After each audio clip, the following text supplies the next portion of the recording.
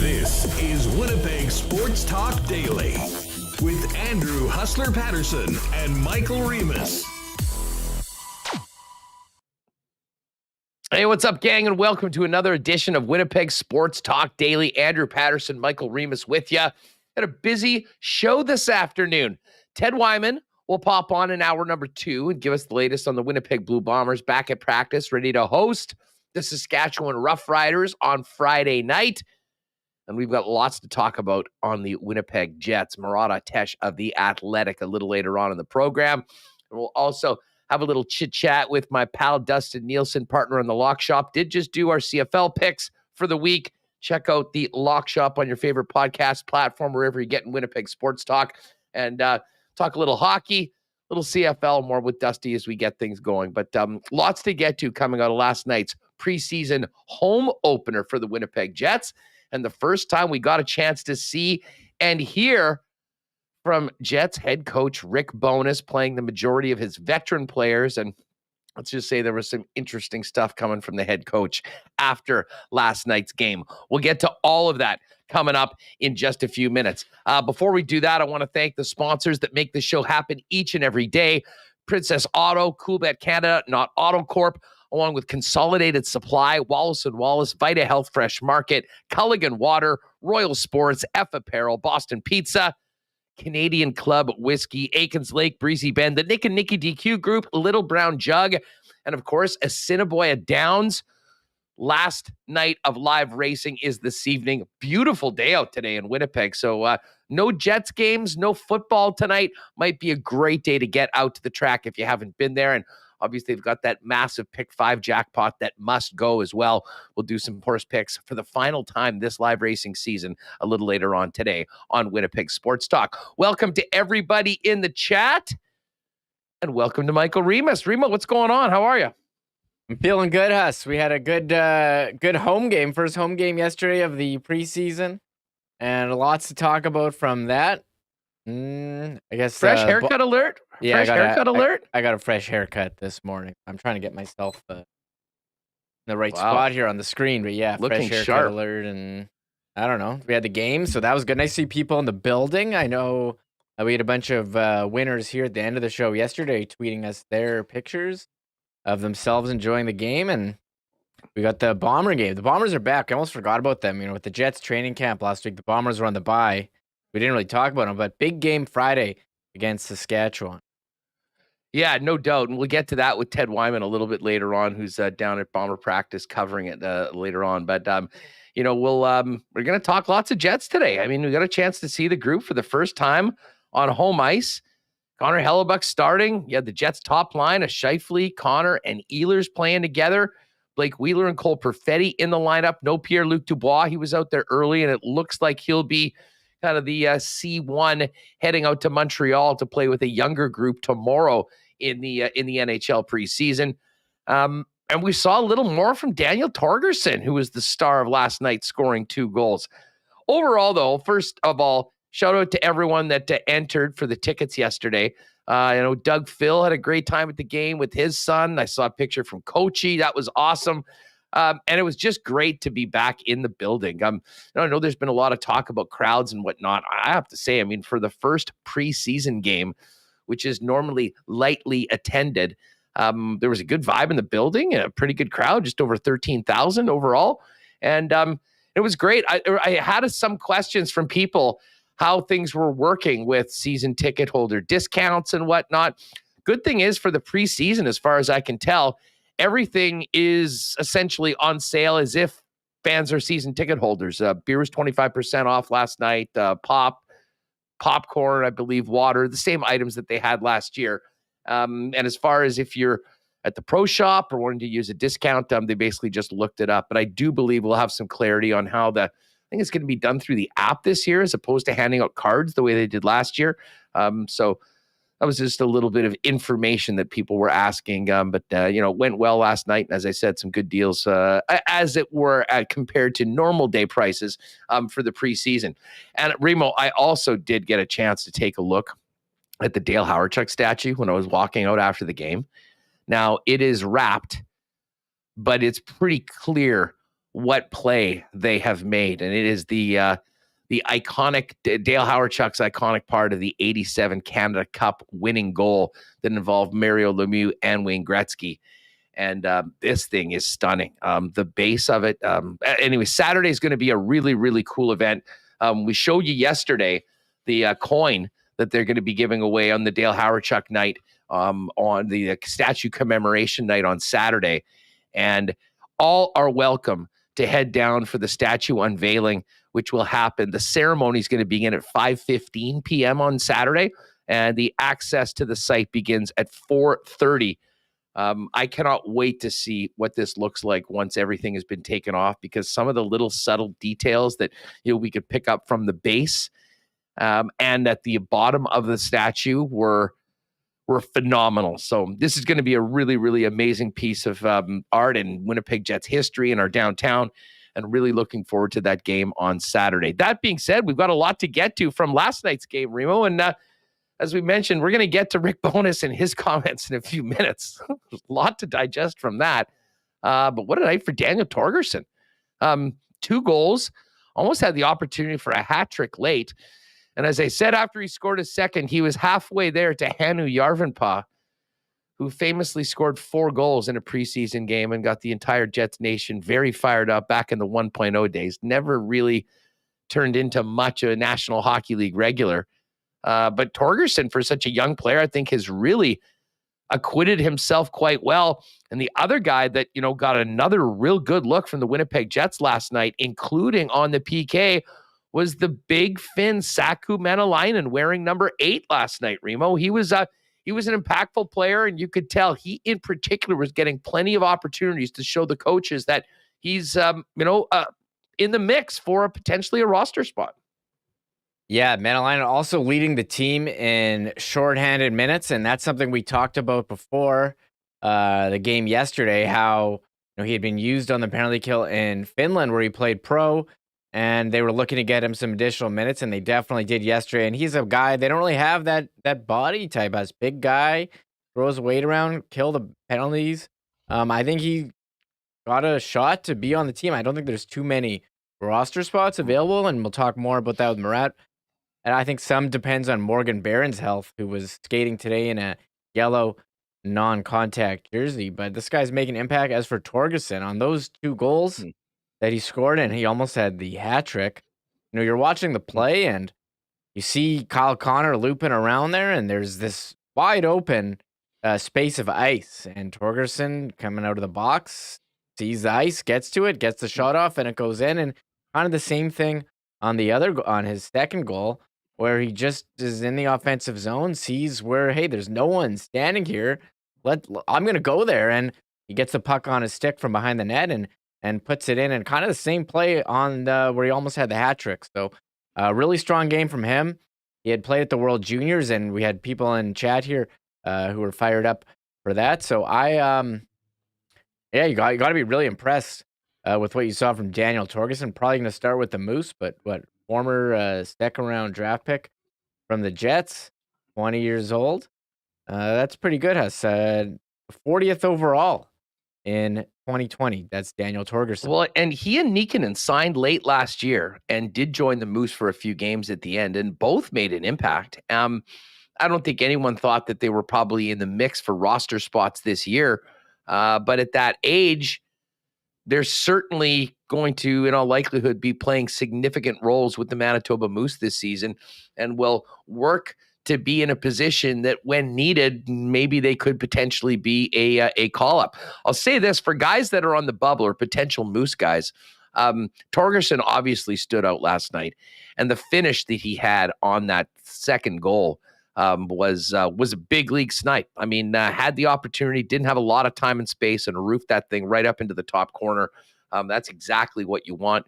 But it was also getting in position where he had opportunities to make plays. I didn't mind Nikanen's game last night. And the other guy that you really notice when he's out there, maybe part of it was that he was essentially in the Pierre-Luc Dubois spot, especially on the power play, was Mikey Eyssimont. And he's, a smaller energy type player that can be a real pain in the ass, but certainly at the AHL level, he's shown that, he does have some offensive chops. And it was interesting to see how he played. He did get a goal courtesy of a tip in from Kyle Connor on the power play.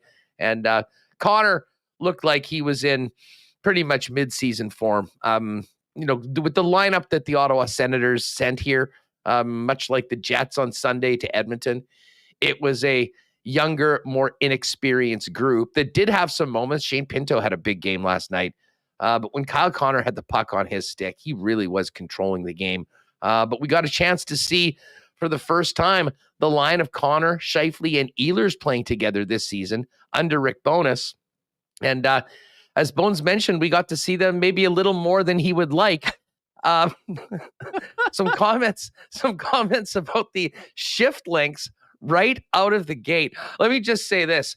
If you were missing Paul Maurice because of the epic post-game comments and pressers that he had here during his time in Winnipeg, I wouldn't worry too much about it, because if last night is any indication, I think we're going to have some pretty entertaining material and honest material from Rick Bowness, who was quite honest last night about a win, but something that many areas of his hockey team's game needs to clean up. And one of those things right out of the gate was the shift lengths. And he was pointing the finger straight at the veterans, Remo. It wasn't the young guys trying to crack the fourth line. We've been hearing for years, we're a young team. We're a young team. And we've pointed out in this chat over the last year, like, hey, the veteran guys doing stuff that, isn't helping the team also. It's not just the young guys. And I have all these comments ready. Has Rick Bowness after the game.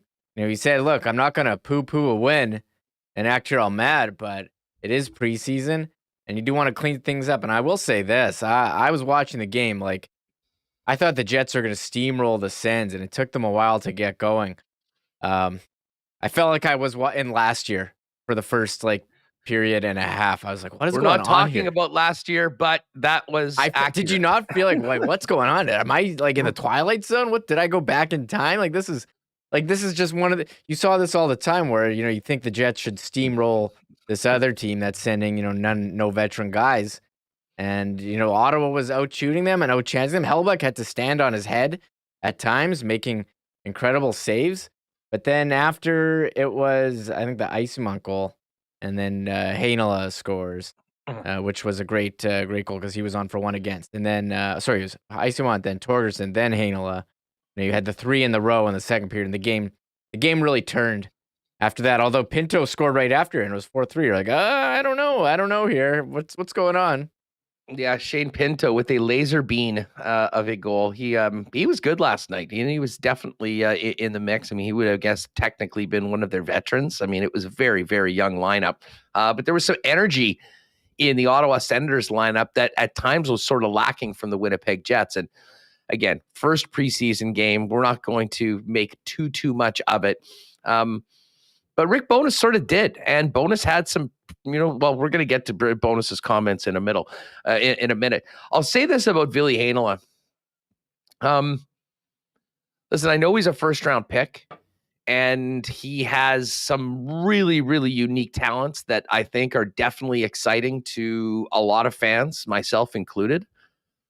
But if Ville is going to make this team, he is going to need to stand out and go and grab that spot. It's not, there's not just a spot waiting for him, like, for instance, a Cole Perfetti up front. And I thought that he struggled at times last night. Now, for his sake, you got that goal later on, which I think was a big confidence booster.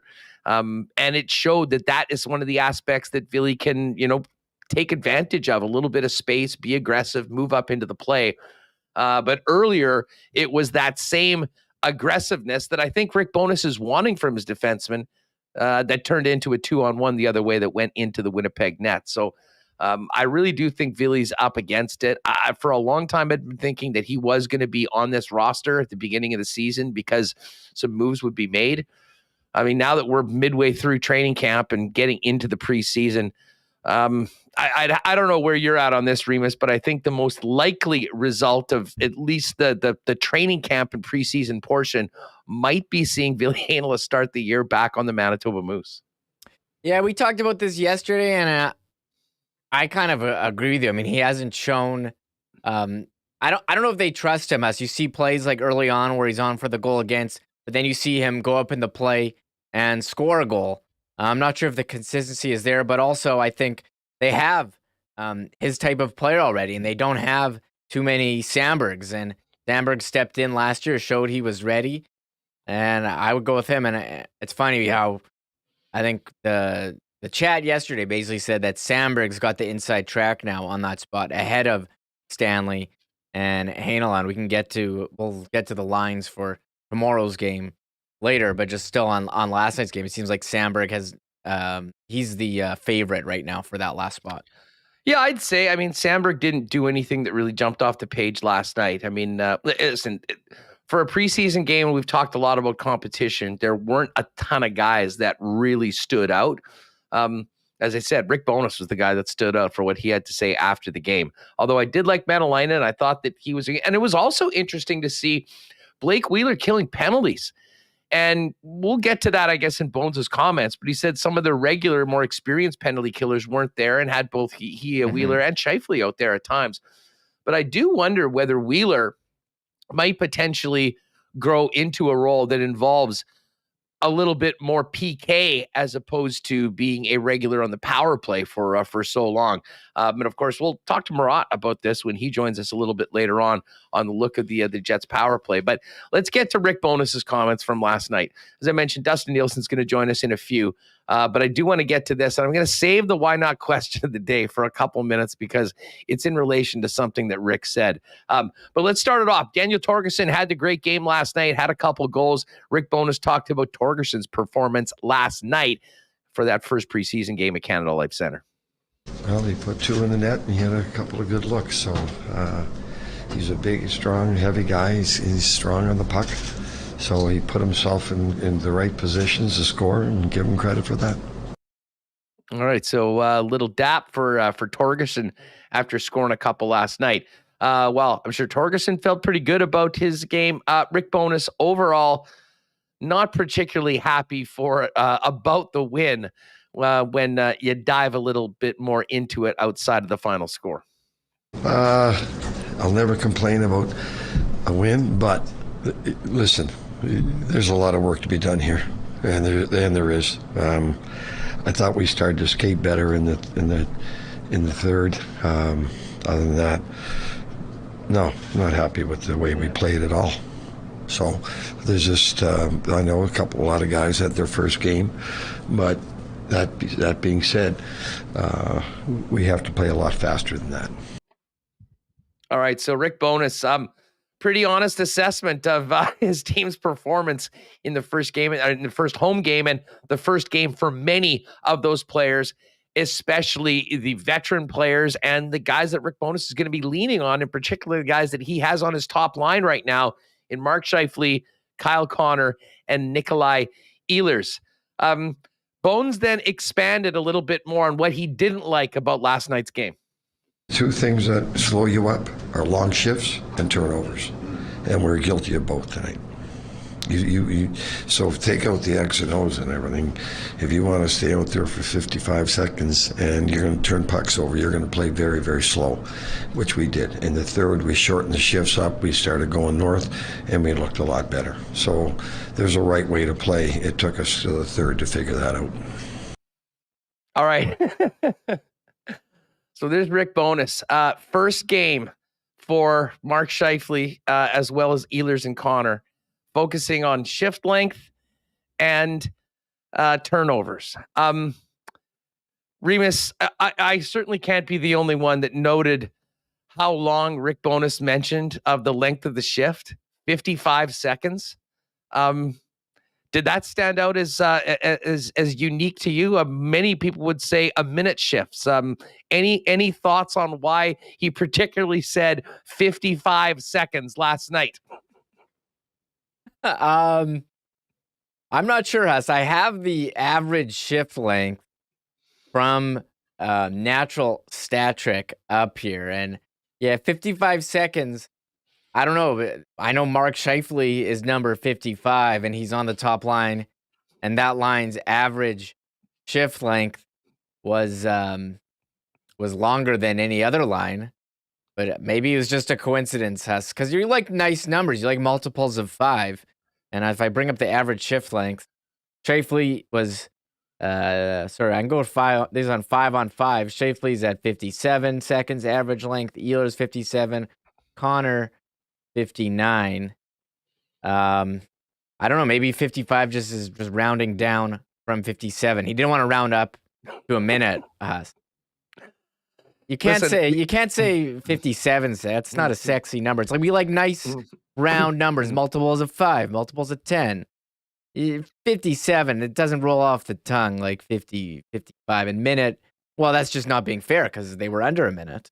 All right. Well, we're here to speculate and we're here to have some fun with it. Why not question of the day right now here on Winnipeg Sports Talk from our friends at Not AutoCorp, Waverly and McGillivray. You can check them out online at not.ca. Did Rick Bowness indirectly or very subtly but publicly call out Mark Scheifele with his 55 seconds comment, or was that a total coincidence? Very interested in your thoughts, people. Hit us up in the chat right now if you're with us live. And if you were watching this episode of Winnipeg Sports Talk after we broadcasted it Wednesday afternoon, hit us up in the comments with how you took that statement. Remo, can we play that one more time again? Yeah. Because, and I will admit, I listened to this like a million times last night, but just in case people missed it, this is one more time talking very clearly about the top line. But what do you make of this? Play this one more time. Two things that slow you up are long shifts and turnovers, and we're guilty of both tonight. So take out the X and O's and everything.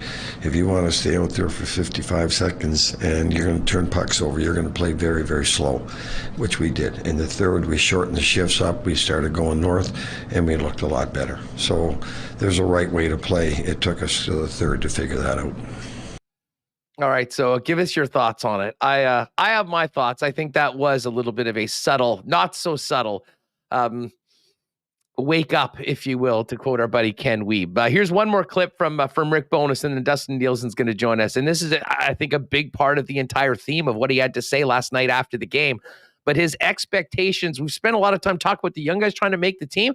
Well, what about the veteran players on this team? Here are Bowness's expectations for the vets. Veterans or not, I think we just got to learn to play the right way, and we got to stop playing slow. And I don't like that one bit. So the veterans have to lead the way. You want to talk about shorter shifts and keeping the thing going north, the veterans have to lead the way. The veterans can't be the issue. That we got to fix the veterans. And they got to be leading the way and showing the kids how to play the right way. So that's going to be our job. But that's, again, we have a lot of work to do.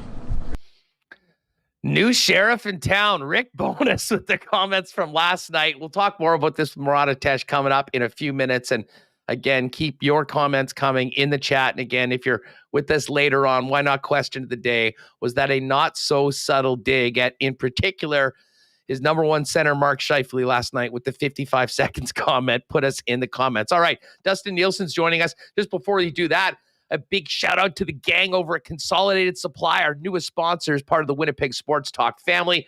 They've been a leader in the golf industry for a long time. And if you are thinking ahead to next year, whether it be irrigation help for your lot right now, you want to have a beautiful green lawn, DIY irrigation solutions are available for you, as well as, if you're spending some time splitting from the city in the cabin, unsure if your lawn was watered, our buddy Joe has Wi-Fi enabled controllers to check in on your cell phone as well. And hey, if you don't even want to deal with that, artificial turf that will look beautiful.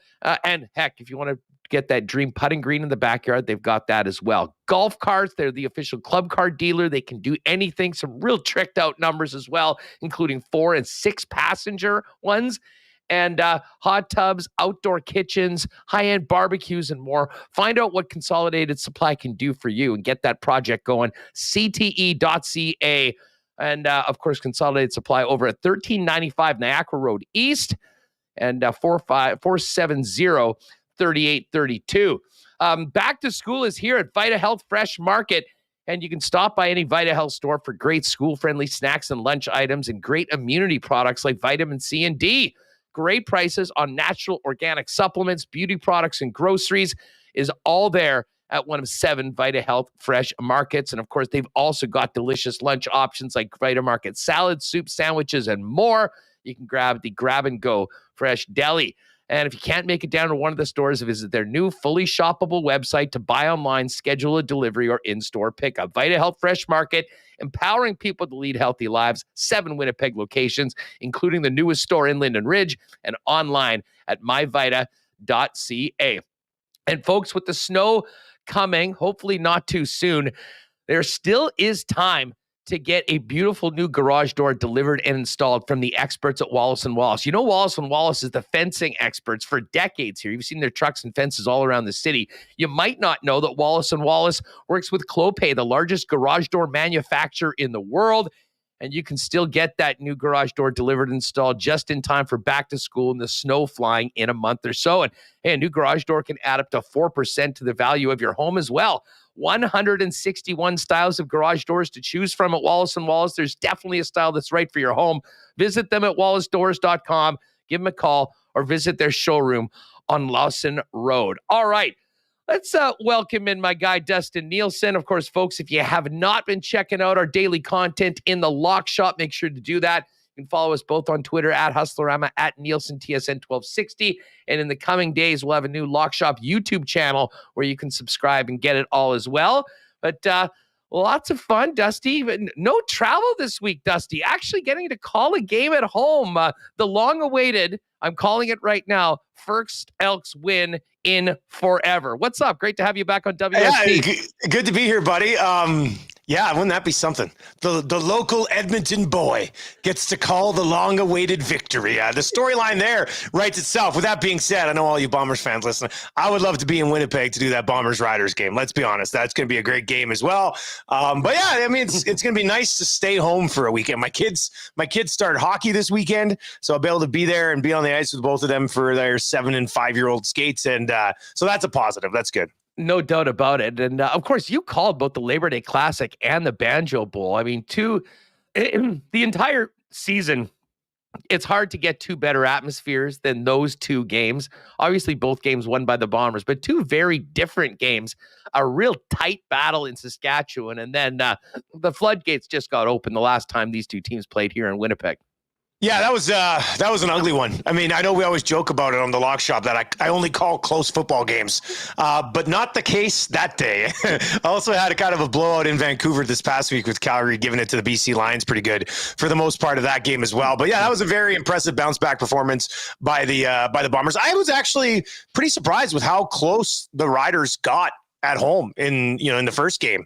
And then in the Banjo Bowl, the Bombers obviously just took over. So the Riders still have a long way to go. They're getting a little bit healthier, but the Bombers clearly a juggernaut. I think we all know that. Plus, I mean, you mentioned the atmospheres. It was great.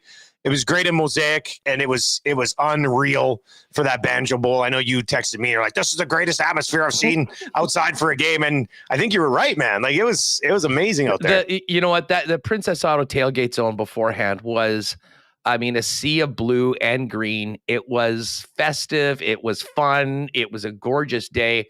I mean, honestly, it doesn't get any better than that. And I've said to you on a number of times, if there's any way we could introduce people in some of the struggling CFL markets, yes, to what is going on here in Western Canada, and particularly in Winnipeg, in Saskatchewan for a long time, and to a lesser extent in Alberta, I think you could really spark a renaissance of it in some other areas, but that's a lot easier said than done.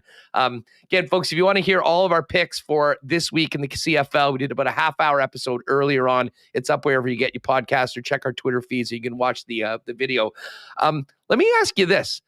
What the last time we spoke, I was very interested going into Edmonton Oilers camp as to where that team is regarding the cap, some of the young players, the Jesse Puljujarvi situation.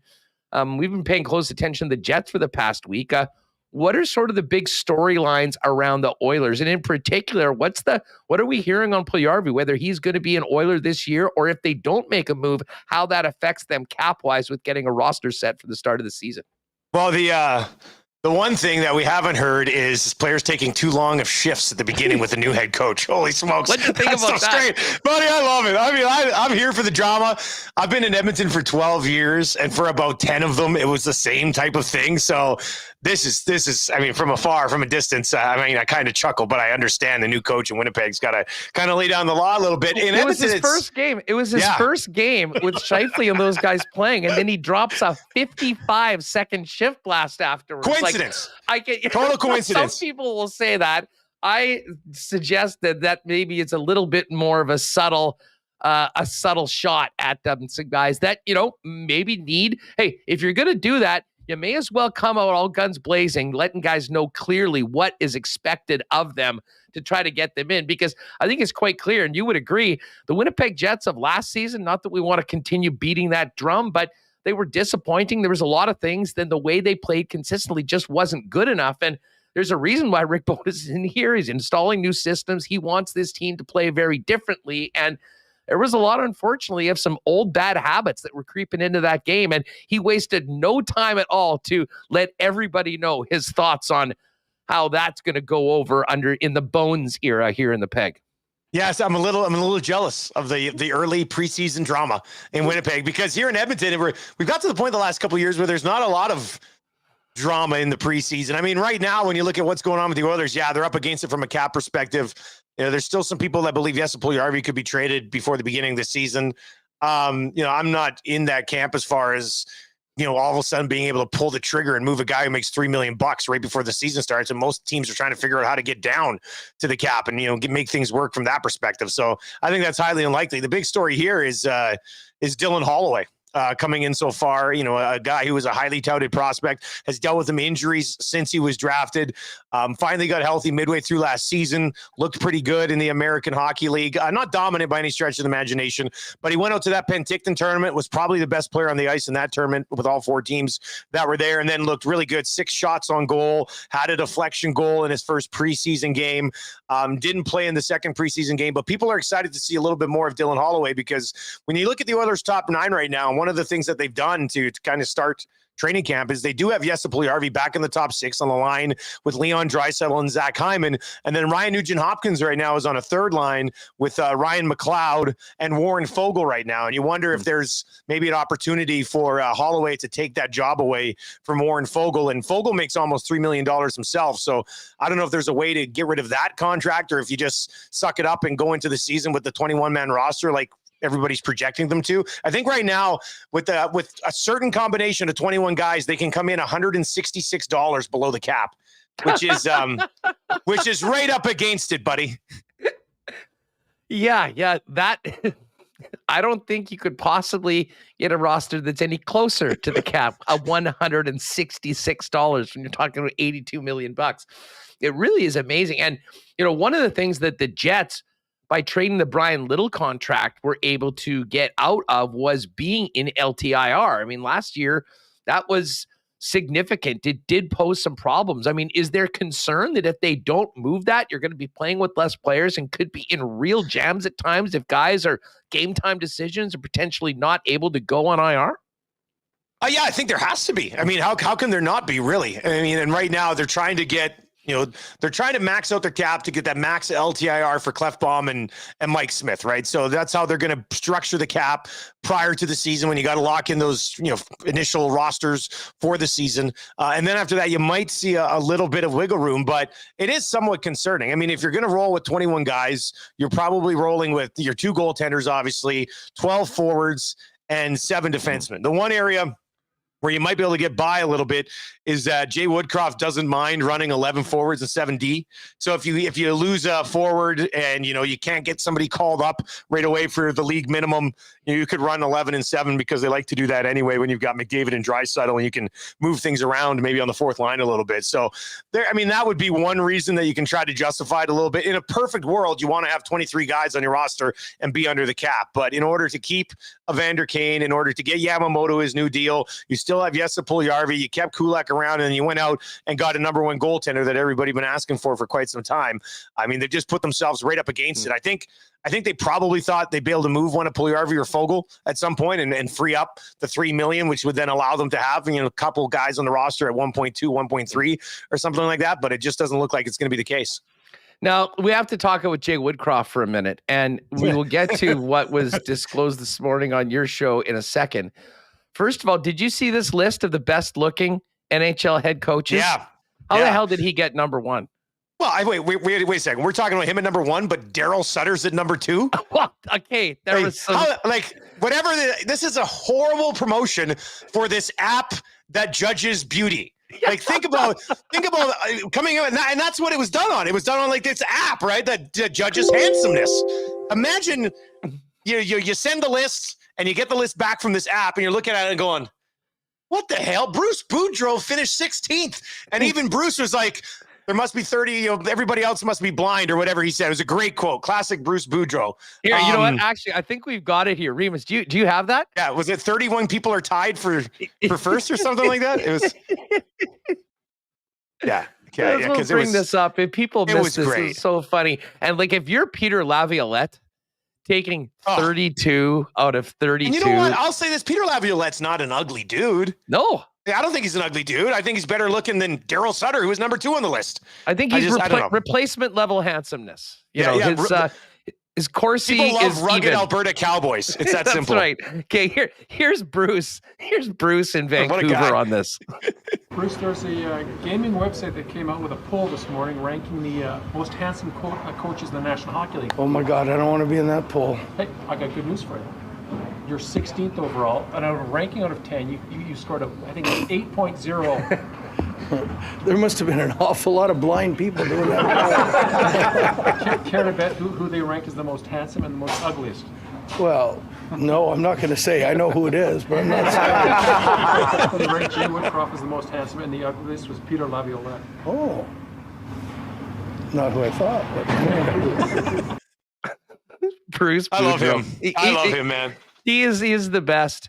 He was so excited. He got to give Kevin Owens a Canucks KO jersey when WWE was there last week. So anyways, that was hilarious. Everyone was having some fun. But this morning I turned on your show and you and LTE are talking about the littlest hobo. And I'm like, what in the world could there be any relevance to the littlest hobo on the Nielsen show this morning? Plays the role of Davey, like a 3 or 4 year old kid who accidentally eats rat poison in some raw hamburger and has to go see a vet. And then, of course, the littlest hobo saves the day, and Davey is able to move on with his life. But yeah, so this came out of nowhere today. Like, Jay Woodcroft has been in the organization for more than half a decade, right? He was here. He was coaching down in Bakersfield. He's back up here. And now just randomly, I think somebody said it originally popped up on Reddit, worked its way into our inbox. CTV today, who's in the same building as me, CTV comes up and goes, "We're sending somebody down to ask Woodcroft about this littlest hobo stuff." And I was just like, yes, news guys. Perfect. That's great. Because, if a sports guy asks that question, it's ridiculous. Take things seriously. But CTV News can roll down there and get the story. So I'm very excited to hear the response. Yeah, get Jimmy from CTV Morning Live to pop in and muscle in and ask that one in the exactly. CTV News, and the link is so funny too, because they basically have this 4-year-old kid sitting there. They put rat poison in the hamburger and then just leave the 4-year-old right beside it and walk away. And well, you can imagine what happens. Luckily, little Timmy in the show, I'm sure there was a happy ending. They had to go to a vet, I believe, because the doctor was out of town. Doctor was out of town, so they had to go to Susan, the vet. But she's not a doctor. Don't worry. She'll talk to the doctor, and they'll work their way through it. So I got to sit down and watch the whole episode tonight. Spoiler alert, in the end, little Davey lives. And he goes on to lead the Edmonton Oilers to a Stanley Cup in 2023. I don't know about that. There is tons of excitement, though, about that. I mean, he did such a great job coming in last year. I mean, the way the year finished, considering where you guys were, that team was, looking back at last season, I mean, I still remember those games between the Jets and Oilers at the end of November, where the Jets had finished their best first 15 games since in the 2.0 era. Oilers were in first place. And about a month later, both of the teams were absolutely at rock bottom. Paul Maurice ended up packing his bags and leaving himself. And when Jay Woodcroft finally took over, I mean, he got the sort of bump that I think people were hoping would happen here in Winnipeg. And I imagine that has really cranked up the expectations, especially with the signing, but also the pressure on the shoulders of Jack Campbell, assumed to be a legit number one goalie that can help them get dubs. Yeah, there's high expectations. I know a lot of people say if they don't get back to the conference final, the entire season would be a disappointment.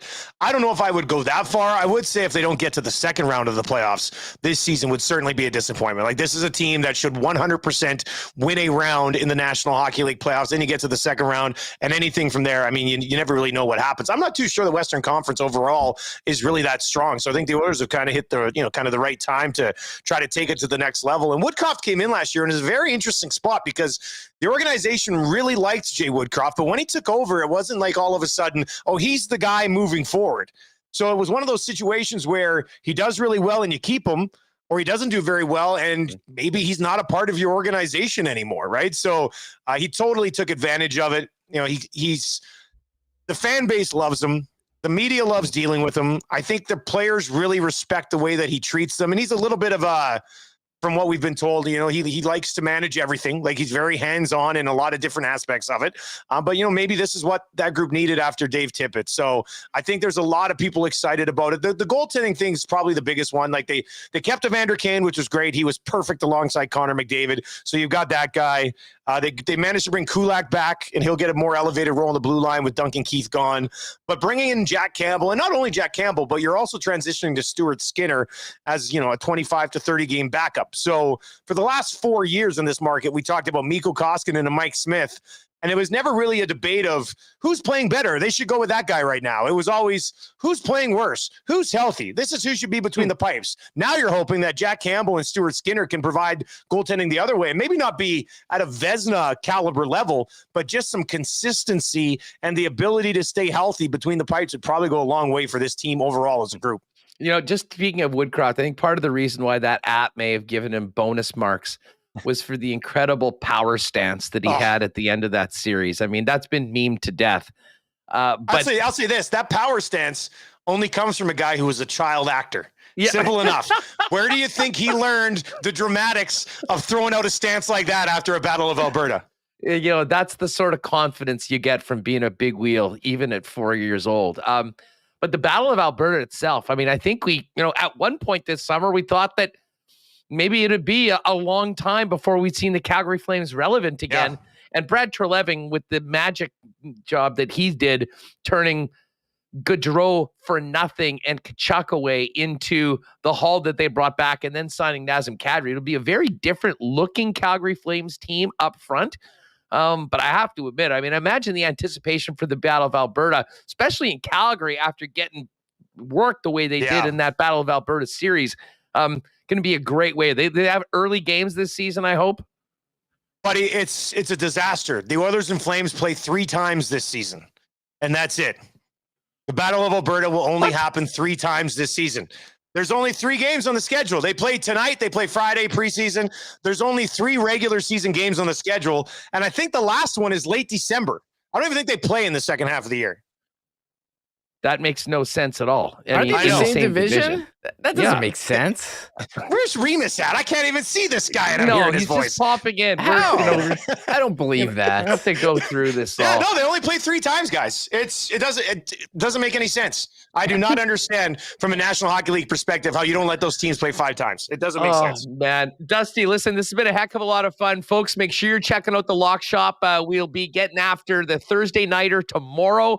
Great matchup between the Dolphins and Bengals, and then all the NFL content on Friday and Saturday. So subscribe wherever you get it, and enjoy the fact that you don't have to be tweeting out map watching pictures this week. Enjoy a little time with the family, and you will get a close game in that Edmonton game. We're on Elks +3, and as I said, I think that +135 number is going to go down as we get closer to the game. So if you think this is the time for the Elks to win, I say now is the time to bet it. Little lock shop Edmonton sprinkle. I like it. I'll talk to you tomorrow, buddy. Thanks, Dustin. There he is, Dustin Nielson at Nielson TSN 1260 on Twitter. And as we mentioned, now daily, and we've cranked this up to 6 days a week. So we'll look forward to getting into the lock shop tomorrow with our Thursday nighter and then our extended NFL show on Friday after a great week of picks after, a tough, like often, for the first couple weeks of the season. All right, really looking forward to getting after it with Murat Ates coming up in just a minute. And don't forget Ted Wyman a little later on today as well. We'll ask Murat this a little later on, but why not question of the day? Coincidence or not about the 55-second shift comment that we got from the coach yesterday. Again, not AutoCorp, a great sponsor of ours since day one. And the spot, folks, if you are planning on getting a new car or upgrading your current vehicle, before you do anything, pop down to Not AutoCorp at Waverly and McGillivray.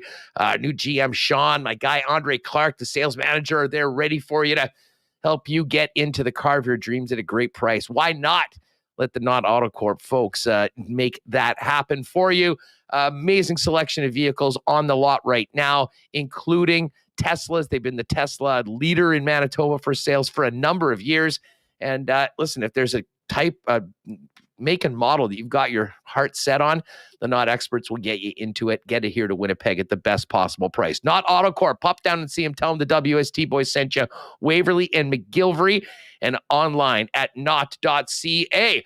Well, Canada lost to Uruguay yesterday in that World Cup friendly, but the countdown is on to Qatar, and Royal Sports has a massive selection of Canada soccer gear getting you ready for the World Cup. If you haven't got your red and white already, what are you waiting for? And while you're there, check out all the great Jets merchandise, exclusive Bomber gear, Major League Baseball, NFL, Raptors and NBA, and tons of Blue Jays merch. And of course, Royals also the hockey superstore in town for over 40 years.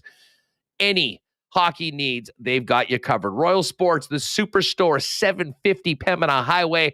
And make sure to follow them on Instagram at Royal Sports Pembina for their latest merchandise drops and sale information.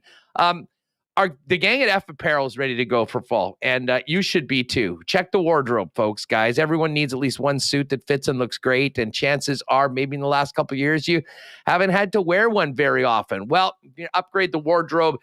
F Apparel is the spot. Custom suits beginning at just $400. The entire process is awesome. Andrew and his great staff size you up, get to choose your style, color, fabrics, and whatnot. Great selection of accessories. And then a few weeks later, you got a great new suit to take you through the winter. Hey, guys, if you're also planning a wedding, great deal for wedding parties. Don't waste your money renting and then returning. Get custom suits from F, 15% off for the entire wedding party. Pop down and see them, 190 Smith Street downtown, and online at fapparel.com. All right, let's welcome in our guy, Murat Ates, who's doing a little double duty today with 2 sessions for the Winnipeg Jets. Joining us, looks like from the Iceplex. What's up, Murat? How are you? Hey, live from the Assiniboia Credit Union rink at the Iceplex. A little nervous about the hockey sounds, but I feel like listeners and viewers won't mind too much. The second session is underway. And these guys have been skated pretty hard today. I think messages were sent out loud yesterday, first in the room, and then when it came to the media session. I think messages are being sent out there a little bit today, too. Well, okay, let's just get right to it. I brought this up at the beginning of the show. I must have watched this 15 times last night after we heard it. How subtle was the 55-second comment when Rick Bowness was talking about his, and then getting into his veterans needing to not be the problem? I mean, you were there. How did you take that? It's one of ththose situations where it just rides the edge of the knife where it could go either way for me. It could be a complete coincidence. A 55-second shift is a long shift. It's a number that could come to mind. I could easily see myself subconsciously just using that without meaning anything by it at the same time. It also corresponds to, somebody who's been to wear an alternate captaincy, Mark Scheifele, a member of the leadership group, and an important member of the Winnipeg Jets, who, along with Kyle Connor, Nikolai Ehlers, averaged a minute at 5-on-5 last night, which is too much. And he's known for it, not all of the time, but certainly he has long shift lengths. You can find the data for that.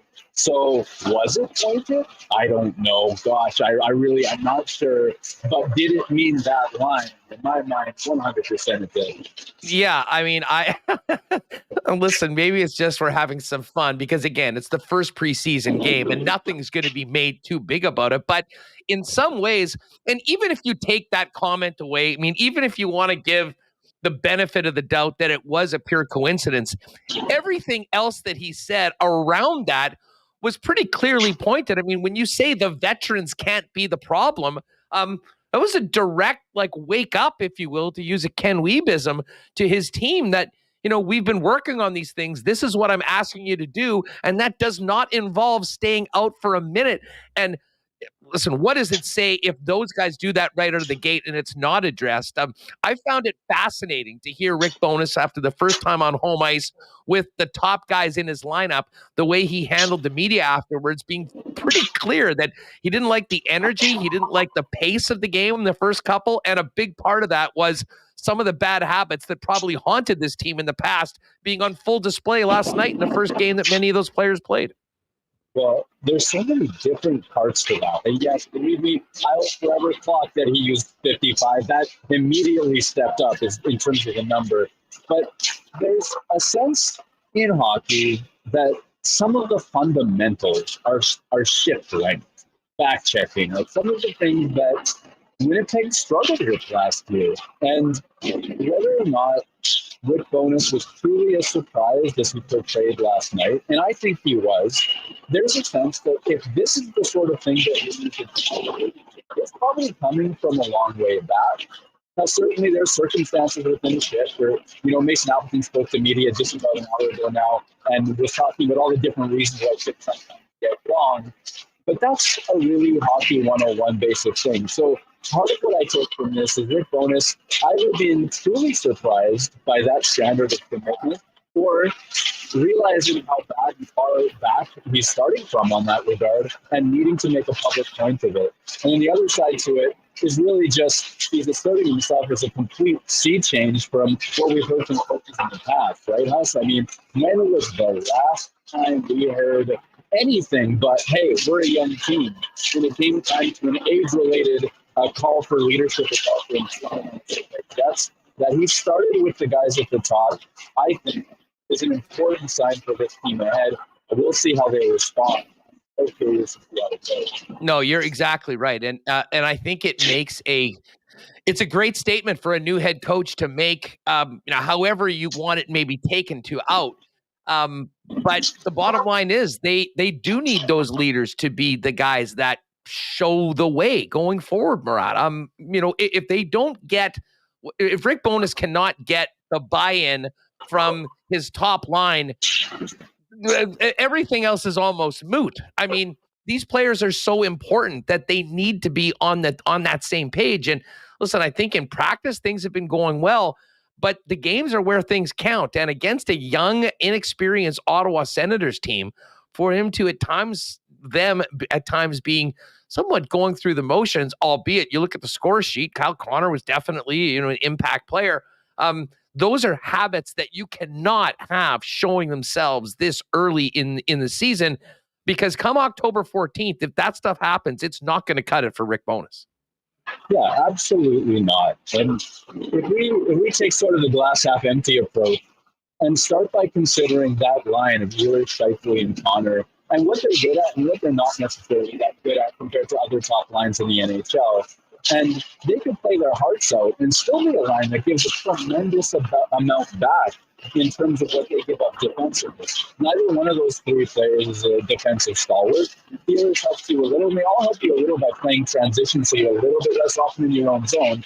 But realistically, you're not counting on those guys to be a power versus power and come out really strong on the defensive side of the puck without tremendous improvements.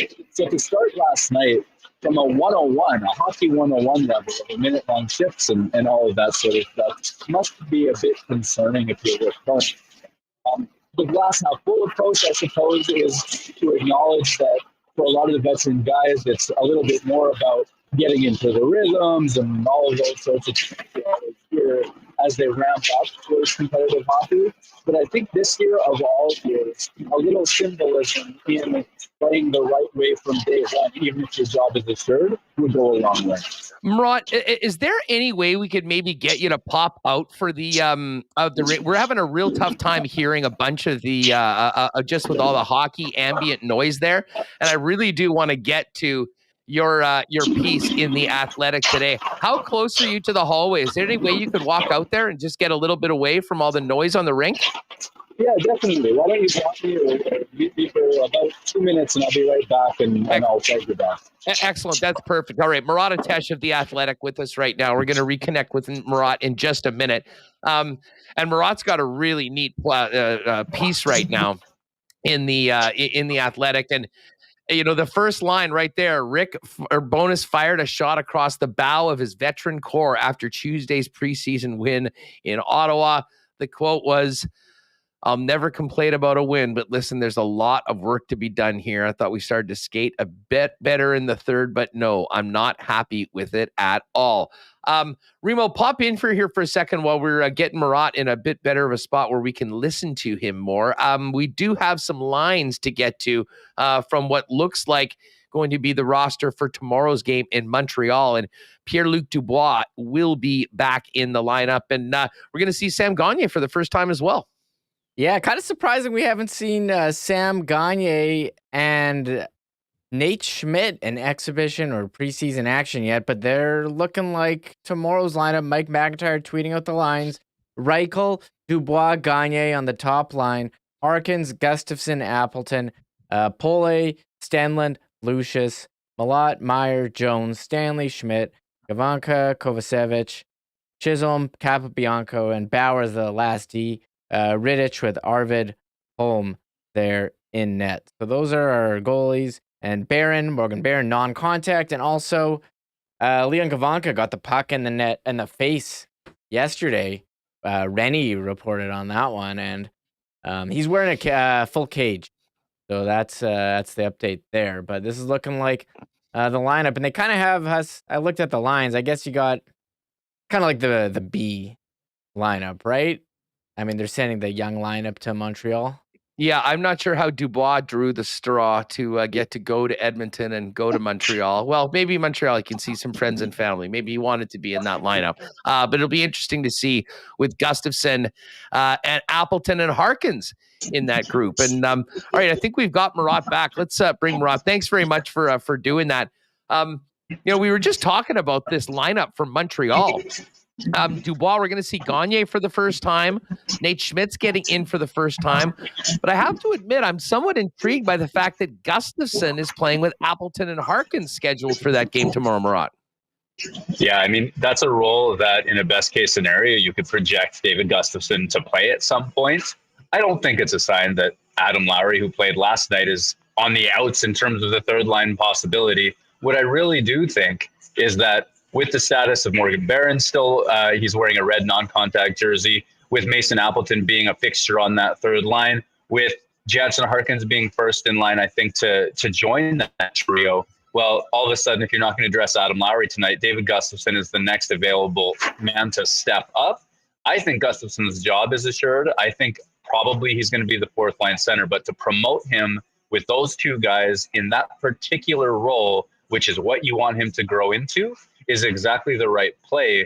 And you compare that to a year ago when you were looking at the types of lineups and pairings that David Gustafson found himself on. He was playing with, middle of the pack AHL competition throughout camp. This is a real look for a good young player, and he's going to be asked to play a responsible checking role, which is his future in the NHL. Well, that'll be something we'll really pay attention to tomorrow. And it is interesting that Dubois was not in the lineup last night and is going with a much younger group on the road to Edmonton and, of course, on the road to Montreal.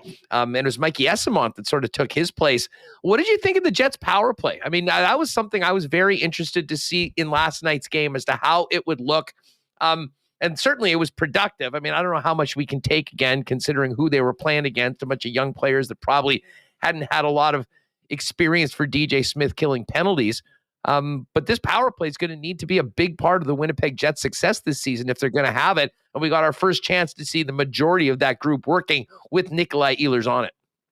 Yeah, that was my first takeaway, is specifically who is on the units and what could we read into that. So with Nick Ehlers, Kyle Connor, Mark Scheifele, Josh Morrissey being the guys that you could realistically expect to be on, night one, power play one for the Winnipeg Jets. That's a nice promotion for Nikolai Ehlers. It's the kind of opportunity we've talked about for a really long time.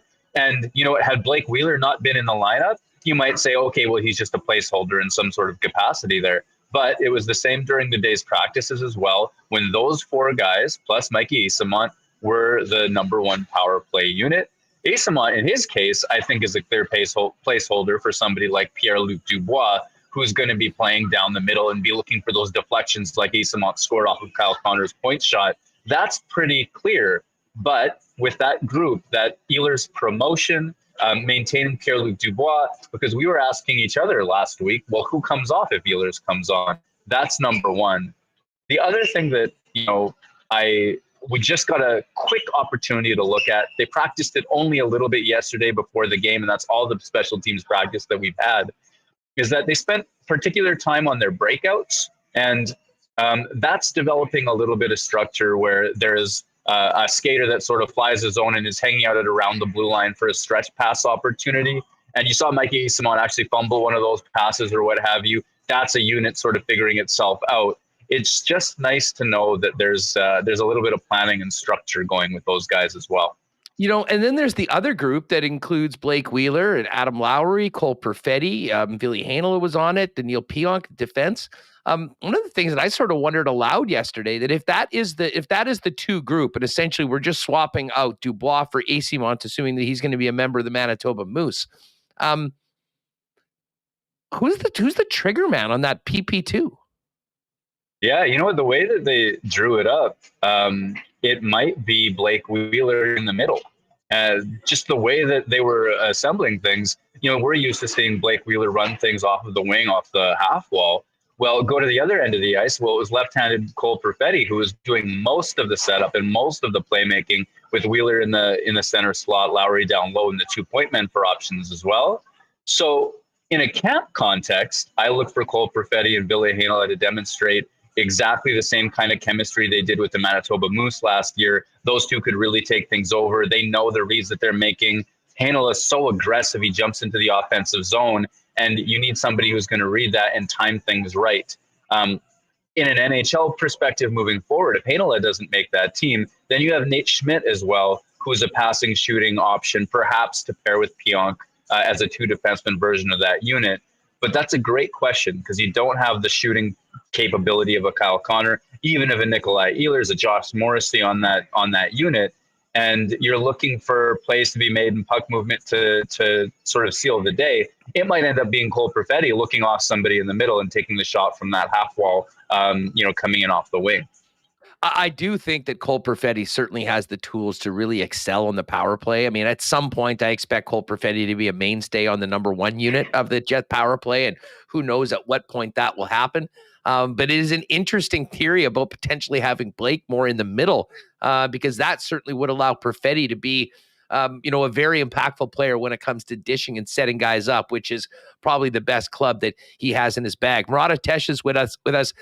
Great Jets stock watch piece in today's Athletic. And right at the top of the risers, it's Saku Menelainen, who was back out there yesterday. I thought it was very important to note about how much shorthanded time he got killing penalties. Blake Wheeler was out there killing penalties too, which was interesting. But in particular, Menelainen, I mean, how much has he improved his stock within the organization over the first week of camp, Murat? And how do you see things going for him through the rest of camp? Yeah, I mean, on one hand, there has to be a reason that Winnipeg signed him. There had to be a story that leads to them identifying this as a player. On the other hand, he was a complete outsider before this all began. He doesn't have the track record. He doesn't have the relationships. He doesn't have, even a much of an NHL pedigree, because he went back to Finland and the KHL and played for Jokerit and Karpat, I believe, in Finland. So there's a situation where we didn't really know a lot about the player.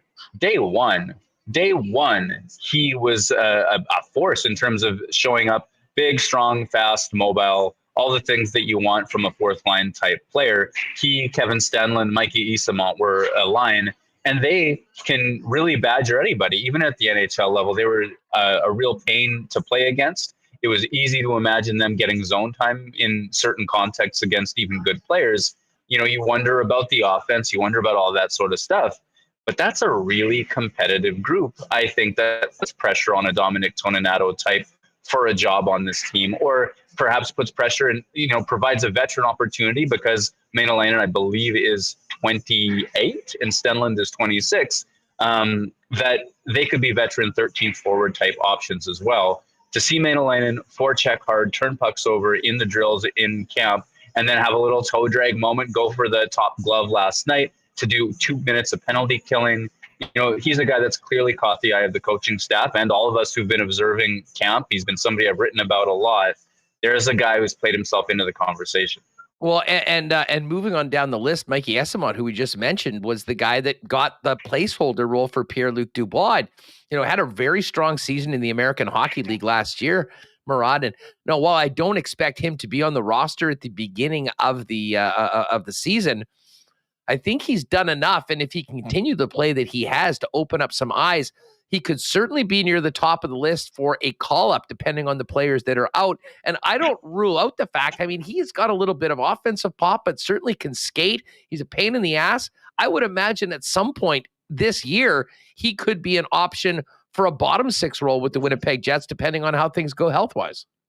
I think that's completely realistic. I mean, at the AHL level, he can produce points as well in a sort of a middle six impact role. And he had his best offensive year at the AHL level last year. There's a little bit of that there. At the NHL level, I sort of think of guys a little bit like Matthew Perreault, though without the just fine touch that Perreault had. He would have a little bit more speed, and he would certainly have that motor that doesn't quit. You really get a sense from this guy that he's not going to quit on any play, and that extends shifts in the offensive zone. It knocks down that one extra puck. It adds one extra hit. It creates one extra turnover, and those are things you like from guys in bottom six roles who aren't necessarily going to star in the league. That helps put the puck in good situations.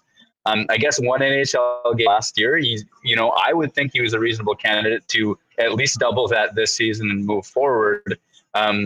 He's not, if he had the wheels of a Brandon Tanev, we'd be talking about a really, really special player to add to that third line, let's say, and you could pencil him in already. What he's really looking for is an opportunity, I think, at this stage. And if he gets that, I think he'll show that you can count on him to play that competitive nature of hockey, night in, night out, shift in, shift out. It's been really fun to watch him compete at camp. Murat, listen, I think we know the opportunity's there. The spot is there for Cole Perfetti. That was never in doubt.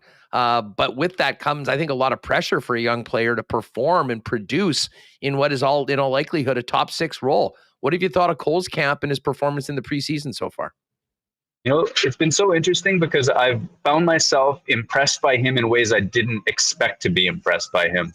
You know, there are plays that he can make where he slows the game down. He's a tremendous playmaker. He can also be a first shot option and take the puck to the net and make his shots. These are the things that were his bread and butter at the AHL level, and you started to see that just a little bit at the NHL level last year. Okay, great.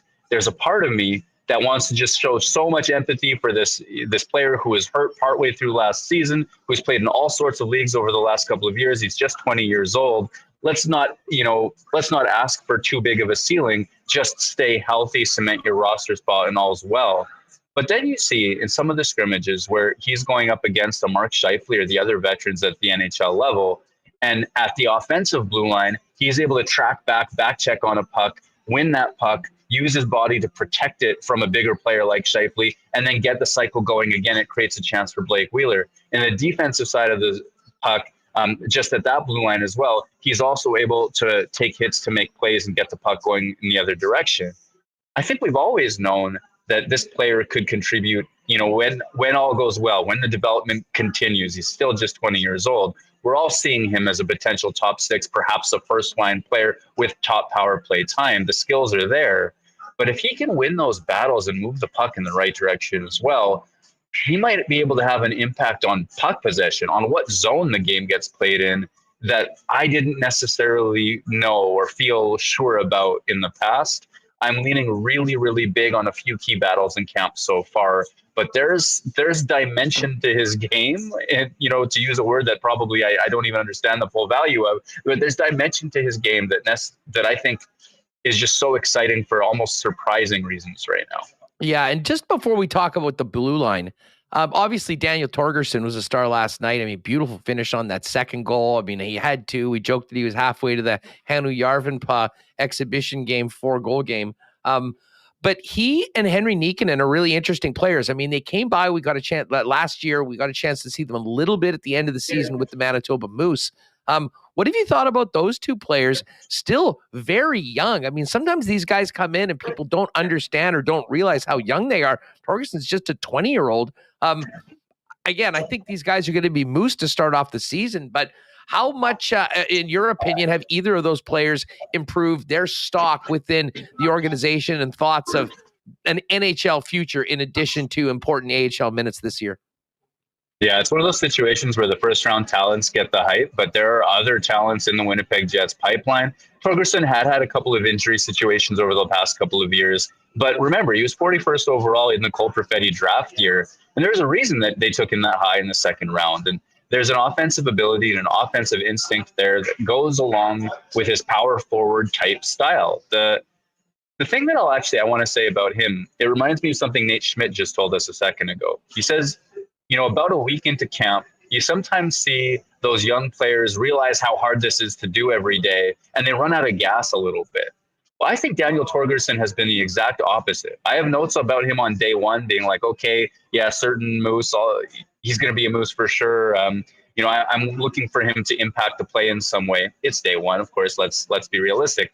But every single day of camp, he's gotten a little bit better. And every single day of camp, I think he's been one of those players that's taken Rick Bowness's lessons forward. And there's one forechecking drill I can remember in particular where Rick Bowness interrupted on Torgerson's route and turned it into a teaching session for everybody. For the rest of the day, Torgerson was a force in turning pucks over in the scrimmage, in the drills as well. And to see him get rewarded, he scored a nice goal set up by Evan Pole in one of the scrimmages, and then 2 goals yesterday, a post yesterday. He was all over it. This isn't the guy who's about to make the NHL, of course. It's just a nice look to see, to remind folks that there's a second wave of prospects that, may project to have NHL futures in them someday as well. Henry Nikkanen I haven't seen as much from, but those two have played a lot together, and certainly the size and, the projected forechecking ability would be there too. Now, Murat, let's get to the blue line. I mean, we spoke all summer about how crowded it was. Will there be a move made to open up a spot for another young defenseman? That hasn't happened yet, which has made the competition for that 6th spot even, I think, more interesting. I'll just ask you straight up, has Ville Heinola done enough so far through camp and in his performance in the preseason to help his cause for that 6th spot, or has he been falling behind in the race? Ville Heinola has been a mixed bag for me, and I really just think this is a player that needs to build some confidence at this stage. Under pressure, those types of first passes that he makes are excellent. There are defensemen in this camp who, under a certain amount of forechecking pressure, they're likely to put it off the glass and out, or that pass is going to be a little bit less crisp. Ville Heinola, you pressure him and things go well, but there have been a few moments where he's had time, and he's had time to lead a breakout or sort of decide in advance what play he's going to make, where things get a little bit clumsier. And to me, that seems like a confidence thing. It's a timing thing, a rhythm thing. And when you see Ville Heinola dump pucks, in the middle of a breakout, just a clean giveaway to somebody, that just doesn't seem like him playing at his best, the best version of what he does well. At the same time, he gets his goal yesterday. There are productive plays that he makes. I just think that for him to give himself a realistic shot at being the young guy that takes a top 6 job, we need to see 100% of what he does well a little bit more often. And of course, there's 4 preseason games left. He is a really cerebral player. There's a chance that all those rhythmic things come into place and snap into place for him. But I'm actually more inclined today to say, give this guy until Christmas in the AHL than I was before camp began. And I'm a fan of the player and I'm a fan of puck movers. So the lack of confidence and precision in some of those moments make me think that, he's fallen a little bit behind Dylan Samberg as the most likely guy to take that spot.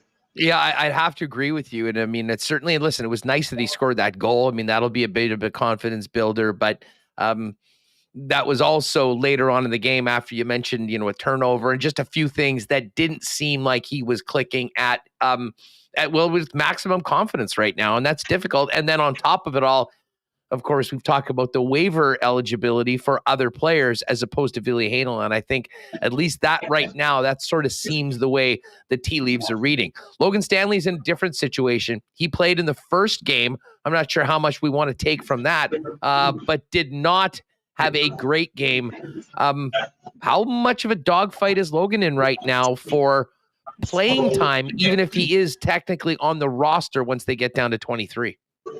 I think we're getting to the point where he just has to round out into the best version of himself to be sure that he's one of the top 6 defensemen. If his camp continues how it's gone, where whether it's drills or that first half of the game against Edmonton, and the puck's a little bit of a hand grenade under forechecking pressure, he's going to play himself into a situation where Dylan Samberg can take his minutes from him, and perhaps he's looking at the press box from time to time. And we did see just a little bit of that at the tail end of last season. I think that what would be ideal is that one of these guys, Stanley, Samberg, Heinola, somebody steps forward and just makes the statement night in, night out, day in, day out here at camp that, those passes are crisp. The physicality is there. They're jumping up. They're also tracking back. All of the things, whatever the things are that Rick Bowness is asking of them.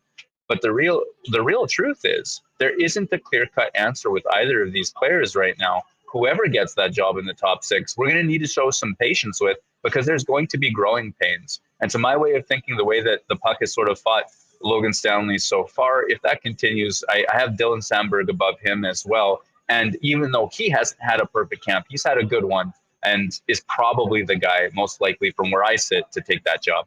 Now, I want to ask you about Neil Pionk. Can you mention him in the piece as well? Because, I mean, this is a very different situation. He is going to be on the team. He's going to, in all likelihood, be an important top 4 player.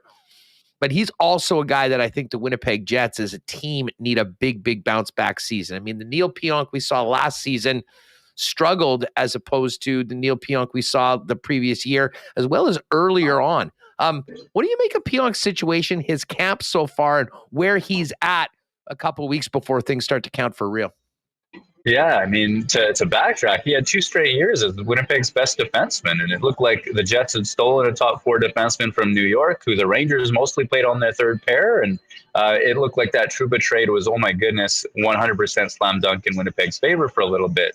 And I don't know if it's specifically the injury/suspension situation of, I think it was last November or December. I think he took a knee to the head and all that sort of stuff. I don't know if that's the moment at which you say Neil Pionk's, assertiveness or his excellence kind of diminished a little bit through the rest of the season. But there is a sense that, in the back half of that season, his reads weren't as confident. His offensive rushes weren't as impactful. His physicality wasn't as impactful either. All the things that you look for his best version of his game. And I think that his job is assured. He's capable. He'll help the team. But a bounce back to his top form is something that you're really looking for if you want to believe in Jet success.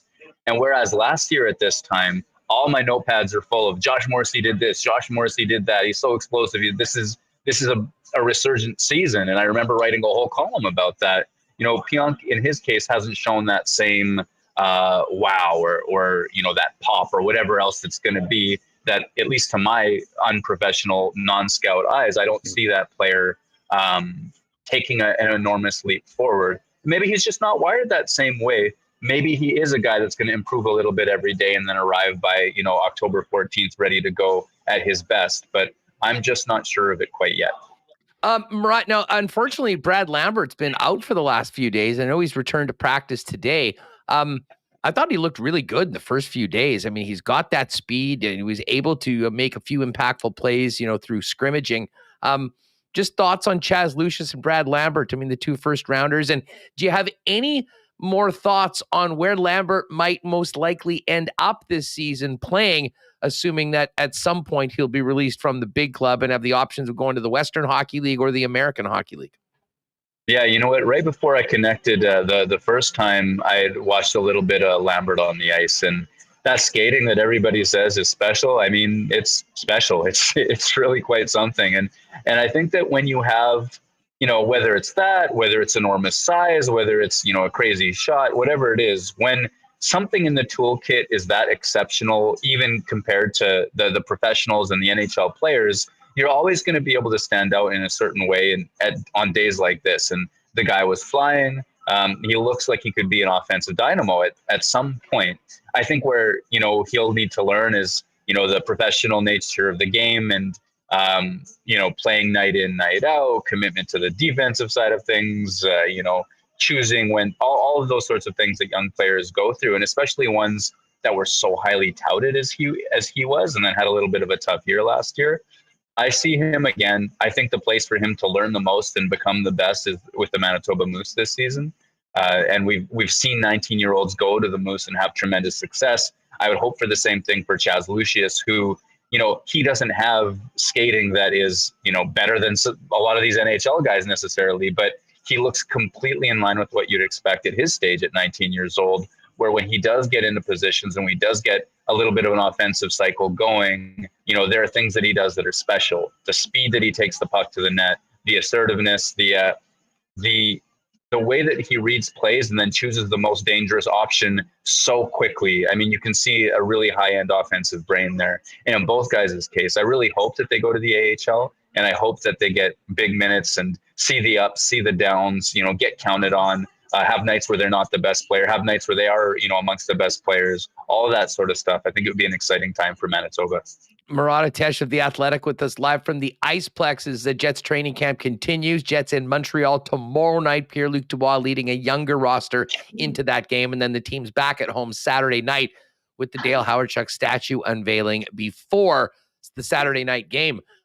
Where's Mikhail Burden? Couldn't help but notice he wasn't on either of the groups today. We've talked about the fact that it is crowded. I kind of have the feeling that Holm and the Finn are going to be the guys with the Moose that they'd like to see playing them more. Have they said anything about that? What's going on? That's a great question. And there's a chance that as of this moment, the next media sessions have begun and maybe a coach has spoken to that. There's even a chance, though it seems unlikely, that maybe there was some kind of typo and he was out there, or I'm not sure. In that second group or what have you, I only caught a few minutes of it.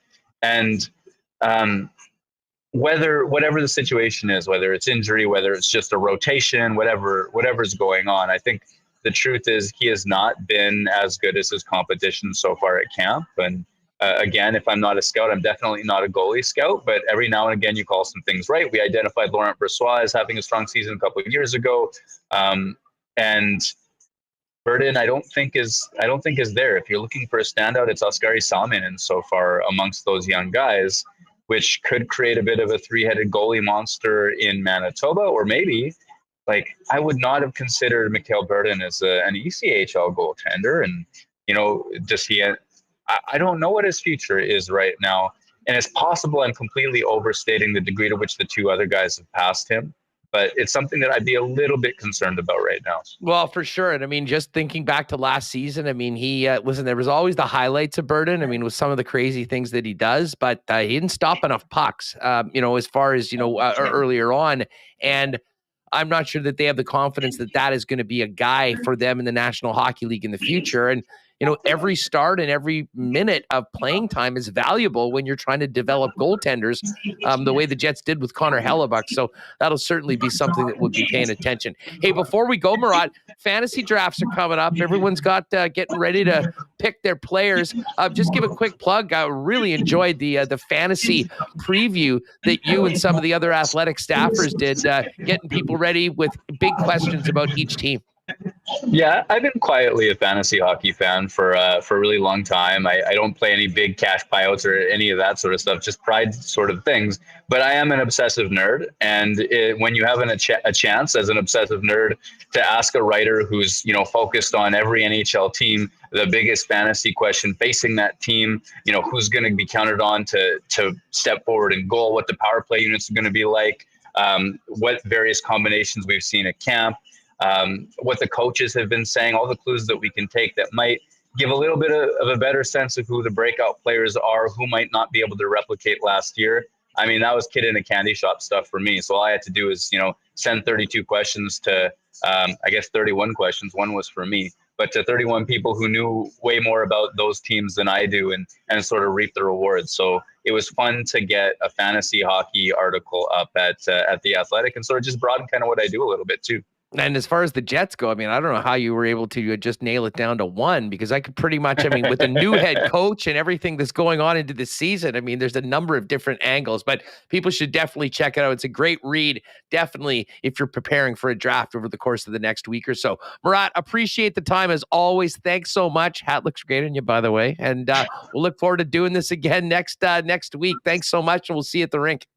Hey, thanks for having me. Thanks for having me, guys. Good stuff. There's Murat Ates. As I mentioned, the camp risers and fallers, winners and losers, whatever you want to call it. And, of course, the fantasy preview, all there at The Athletic. Subscribe today. All right, Ted Wyman's coming up in a few minutes, and we'll get into the Bombers. And speaking of the Bombers, game day Friday night, Princess Auto Tailgate Zone will be the place to be before the game. Come early, enjoy $5 beers, $3.50 hot dogs and pop. DJ Finesse spinning. As I said, could not tell you. I can't remember a better atmosphere before a Bomber game than out there at the Princess Auto Tailgate Zone before the Banjo Bowl. Hopefully with a nice day and a Friday night game with the Riders back in town, we can do it all again. Of course, Princess Auto, proud sponsor of the Bombers, and the place where you'll find the best deals on the most unique assortment of tools and equipment around. Everything you need to complete the projects on your list or start something new is at Princess Auto. Check them out at one of two Winnipeg locations, Panet Road and Portage Avenue West, or shop online 24/7, 365 at princessauto.com. Ken Weeb's going to join us tomorrow on the show. And of course, when we think of Ken, we think of the most well-hydrated member of the Winnipeg media. And when we're talking hydration and water services in Winnipeg and Manitoba, we've thought of Culligan Water, family-owned for over 65 years, taking care of Manitobans' water needs. They've got it all: water softeners, filters, bottled water coolers, whole home systems, and drinking water systems, not to mention city-wide water delivery services and commercial and industrial water products and solutions. For whatever your water needs are for your family or business, pop down and see them at 1200 Sargent Avenue. You can give them a call at 694-5180 or check out all their products and services available online at drinkculligan.com. And Ted Wyman's coming up in just a couple minutes. We'll get the latest on the Bombers as he just comes home from practice. But speaking of that game on the weekend, if you haven't tried the CC and Ginger, the new Canadian club and ginger ale ready-to-drink premix cocktail, the Bomber game might be a great time to do it. And we've got some Jim Beam social passes, which will get you into the game and get you a complimentary CC and Ginger to give away on tomorrow's show as well. So make sure to join us. And of course, you can grab the great taste of Canada's favorite whiskey, Canadian Club, throughout IG Fields, the official spirit of the Winnipeg Blue Bombers, and at your local Manitoba liquor marts. And hey, CFL is back on the weekend, but tomorrow we kick off NFL Week 4. Bengals and Dolphins should be a great matchup, and you can watch every NFL game on the big screens at Boston Pizza, enjoying delicious BP pizza flights and ice-cold Bud Draft on special for $5 every game. And you can enter to win one of 2 grand prize trips for 2 for an NFL weekend in Vegas, including airfare, hotel, NFL game tickets, and a bonus NHL game. First trip, November 11th to 13th, Raiders, Colts, and the Golden Knights and Blues on Saturday night. Second trip is New Year's Eve weekend with the Raiders and Niners going at it, and Knights and Predators on New Year's Eve. Watch the NFL and enter to win at any Winnipeg, Selkirk, Steinbach, Morden, and Portage Boston Pizza location. All right, let's talk some Bombers. Big game as they look to erase the miserable way they went into the bye week, hosting the Saskatchewan Roughriders. They most recently thumped by 34 at home earlier this month. And Ted Wyman of the Winnipeg Sun joins us right now. Teddy, what's going on? How are you? Doing pretty well, Huss. Just got back from the Blue Bombers closed practice, which I didn't get to cover, but I did talk to some players, and then I rushed back so that I could be on my favorite podcast. Appreciate you as always, Teddy. It was such a weird way the Bombers went into the bye. I don't think anybody saw that coming. I mean, getting sliced and diced by Dane Evans, coming back into the game, and then having Hamilton do what the Bombers have consistently done, put together clock-eating extended fourth quarter drives to ice games. What was the atmosphere around the team coming back off the bye week, knowing the last time they were out there, they did not look like the championship team playing up to the standard that they've set so high? Very business-like, Huss, and could I dare say pissed off, at least on the defensive side of the football. There was no question that they didn't like getting lit up like that. They didn't feel like they were set up properly. There was definitely some issues in the communication and maybe the chemistry. And honestly, I talked to Brendan Alexander about it today. He was one of the new guys in there. He hadn't played all season. He comes in, and so really, he's a very good player, but he's coming in new. You've got Jamal Parker, who's pretty new on the corner, Evan Holm, who's very new, making his first start at halfback. You've got, not the starters at Will linebacker. And then you had Jackson Jeffcoat getting injured as well, so not the starter at one of the defensive end positions. And that's a lot of players to replace, and I did feel like there was some issues with that. And really, the Tiger Cats played a great game. There's no doubt about it. Dane Evans was absolutely outstanding, and they picked that Blue Bomber defense apart. And, there's not a single guy in there that's happy about that. They're very, you can learn something from a loss like that, there's no doubt.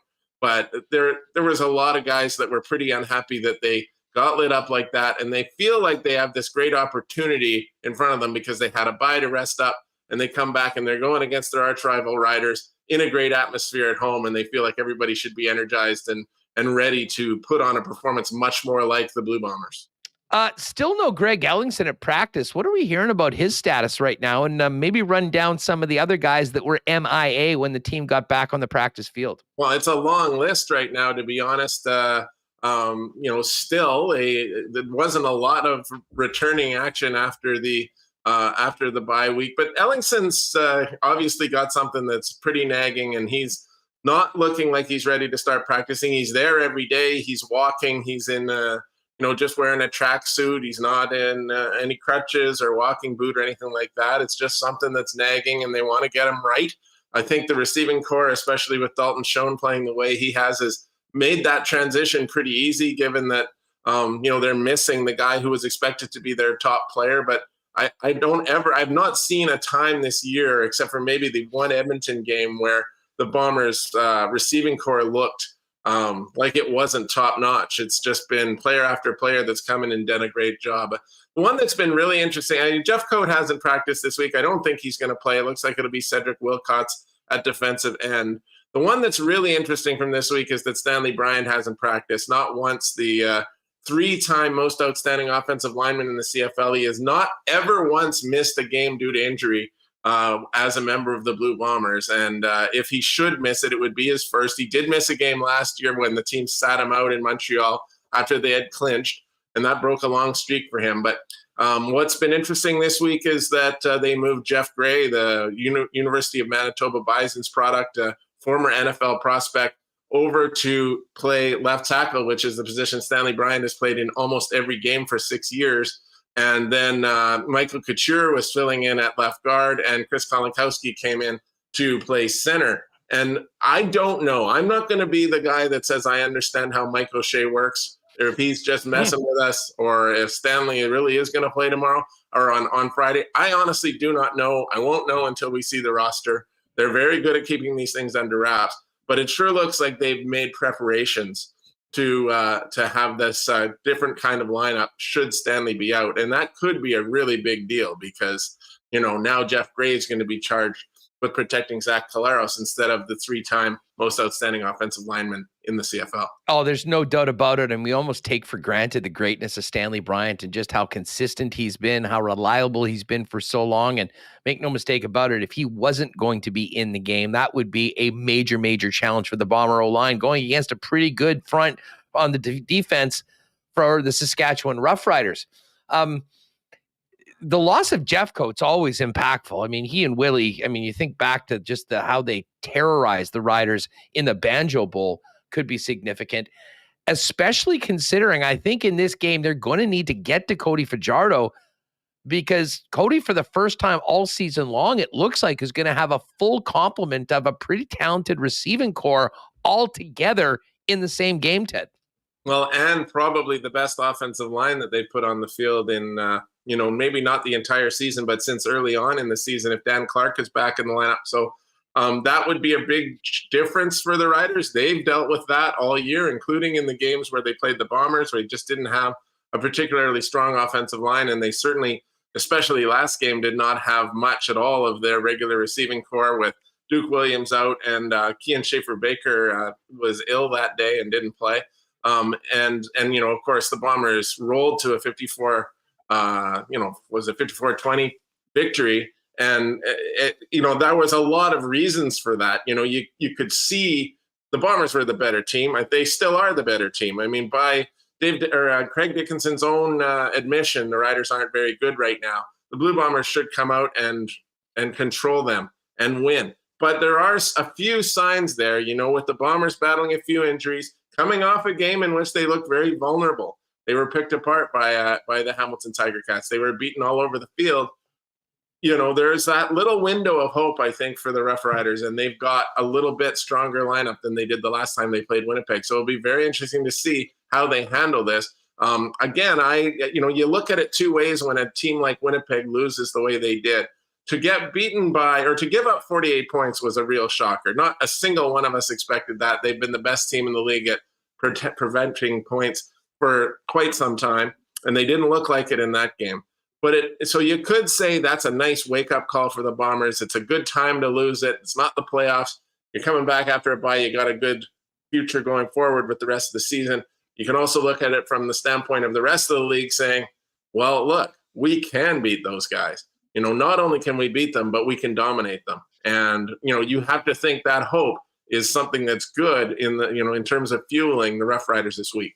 Well, I got to hope that the Bombers are looking to make their own statement that was they get a mulligan for the game in Hamilton, and they are that team that pounded the Riders a few weeks back in the Banjo Bowl and, of course, won a very tight Labor Day Classic against the Green Riders. Ted Wyman from the Winnipeg Sun is with us. Ted, I got to ask you about a huge CFL story, not involving the Bombers or Riders, but the Calgary Stampeders. Jake Mayer gets the extension. He is the quarterback of the future, but he's also the quarterback of the now. Where does that leave Bo Levi Mitchell? And as I talked about this earlier today with Dustin Nielson on the Lock Shop, where do you think Bo takes his first snap next season? TSN panel? You think he's done? No, I don't. I'm joking. I truly am joking. He'd be great on the panel at some point. Future. I'm not joking about that part. Yeah. I think it is in his future. I think he wants to get into broadcasting. He was part of it during the Grey Cup last year. He's done a podcast with Ben Hebert, the curler. He's got, it's something he's interested in. And, I do see that coming down the road. But is he done now? Well, I don't think so, but he did not play well this year. He really wasn't playing well, and it was one of the reasons why the Calgary Stampeders were losing football games. And it was not an easy decision for Dave Dickinson and John Huffnagel to say, you know what, we're going to have to take a future Hall of Famer who still wants to play and can still, be somewhat effective, and tell him he's not our guy anymore because this other guy is just doing a better job of running the offense. And if you're looking at it right now, we saw Jake Mayer's first game, which was here in Winnipeg, and he played very, very well. The Bombers barely eked out a win in that game. Jake Mayer had big yards. He threw the ball extremely well, and he looked like a real leader and a winner And he has looked like that ever since. And that was the game. That was the game, if I'm not mistaken. He actually led them back late in the fourth quarter into a winning position, and Paredes came up short on that field goal. That was not like a 55-yarder. It was, he basically did that. And I think, if I recall correctly, didn't he go like 15 of 16 in the first half of that game? He had like one incompletion. So that one was last season, but then this year he also came in the second game here in Winnipeg, and his throws, again, were really, really good. He had that big, long touchdown pass, which was the play when DeMario Houston got hurt. And, I just remember him looking. I thought that offense looked much more cohesive with Jake Maier at the controls, and I think it has since then. The Calgary Stampeders are a threat to the Winnipeg Blue Bombers. This is a team that could derail Winnipeg's Grey Cup hopes pretty quickly if they meet in the West Final and the Bombers aren't completely sharp, because I do think the one thing that wasn't working for them very well earlier in the year was that their quarterbacking was just not very good. Bo Levi Mitchell was not getting it done. So just to go back to your original question, I don't think he's done. I think there's going to be quite a few teams that would be interested in him. We've already heard Saskatchewan right off the bat if the Riders decide to move on from Cody Fajardo. If Nathan Rourke goes to the NFL, there's the BC Lions could be an option. I don't think anything's settled in Montreal. I don't know. I mean, we saw one great game from Dane Evans, but is anything really settled there in Toronto? What about Edmonton? I know they just signed Cornelius, and I think he's got a roster bonus, but I mean, they had Arbuckle signed as well. True. How would that be? I mean, we always talk about the Battle of Alberta between the Flames and Oilers. If all of a sudden Bo Levi Mitchell was playing for Chris Jones in Edmonton or Saskatchewan, they'd have to play the old Rod Peterson clip, "Shut your mouth, Bo," from that infamous call back in the day, bringing him back. Either way, I think the smart money probably would be an Eastern team, but for the storylines and the people that cover the league like us, staying in the West in one of Saskatchewan or Edmonton, to me, would be an absolute dream scenario for us heading into next year. And I haven't even seen anything ruled out that he could conceivably be moved this year before the deadline. I mean, I don't think that's going to happen. It wouldn't make sense. Hey, man, could the Winnipeg Blue Bombers use a really experienced backup, for insurance with Zach Clark? Of course they could, but they couldn't afford to bring in a guy with that kind of salary. And why would Calgary do that? That would be crazy. So I don't see why they'd do that for any team in the West. Maybe the one that could be possible is that maybe if there was a future for him at Edmonton, you might do that because the Elks are not going to make the playoffs most likely. But yeah, I do think there's lots of options still there for him, but he's going to have to work on his game. He's going to have to be better than he was this year. He simply did not play very well. And that's the reason why he is not currently the quarterback of the Calgary Stampeders. I'm sure it wasn't an easy decision, but when you've got somebody that you really believe is going to make you better, that's what you're going with.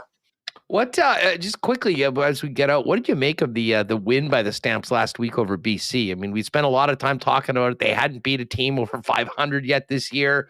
I guess at that point, they were 0-5 against the Bombers and Lions. What does that victory do for Calgary in the landscape of this race in the West, which clearly has arguably the top three teams in the CFL all on this side of the country?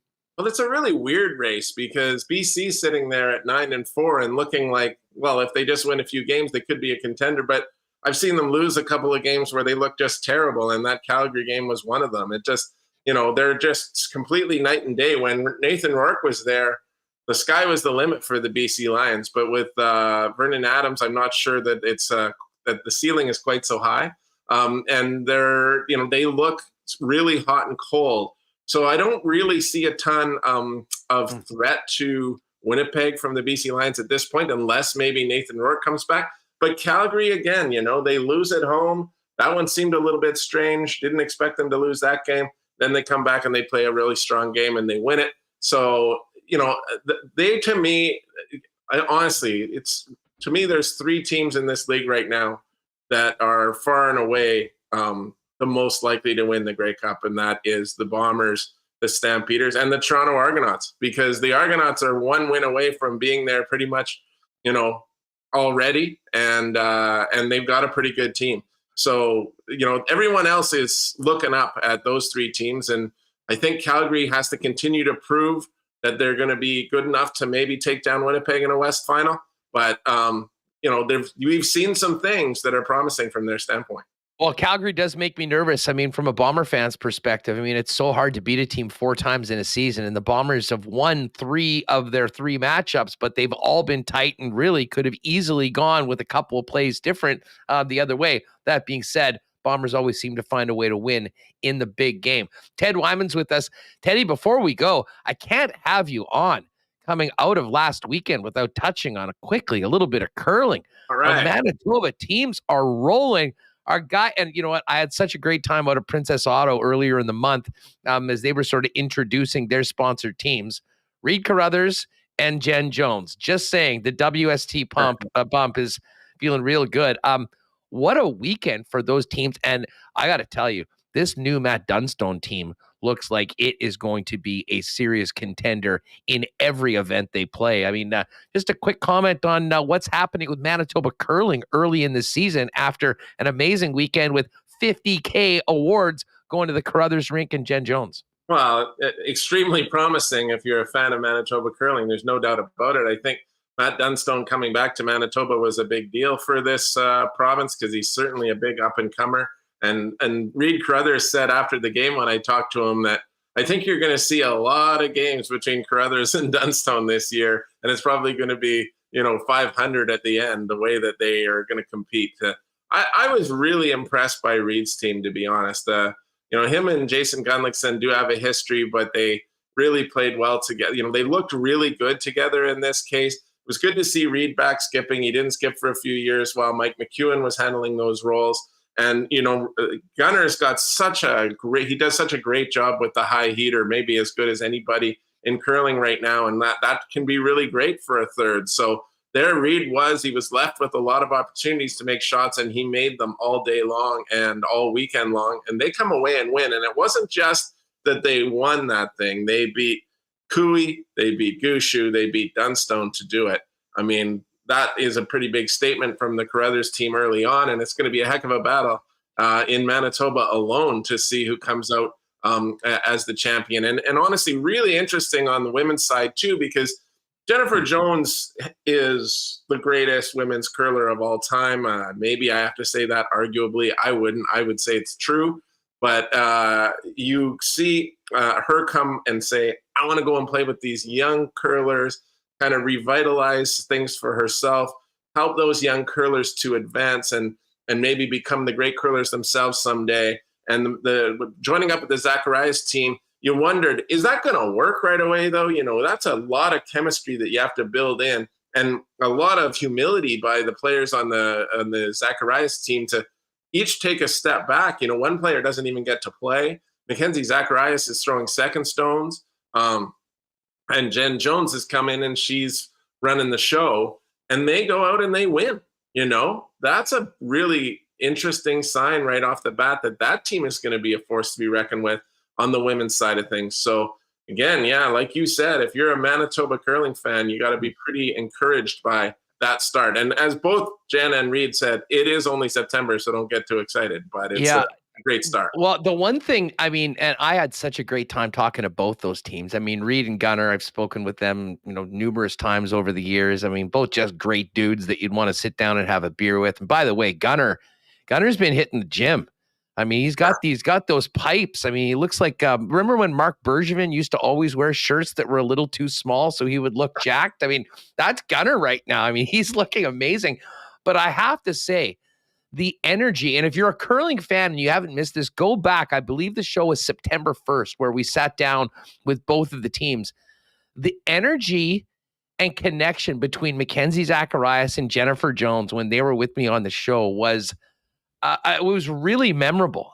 You could see how the younger girls look up to Jen for everything that she's done. But Jen also, I think, is almost born again playing with this youthful energy of the Zacharias rink. And it's obviously clicked early. I mean, they were big underdogs against Carrie Anerson. I mean, I was following the Coolbet lines. They were big underdogs even down to the final 4 of that event. And they pull off a big win. I mean, just an amazing start for maybe the most interesting group in all of professional curling.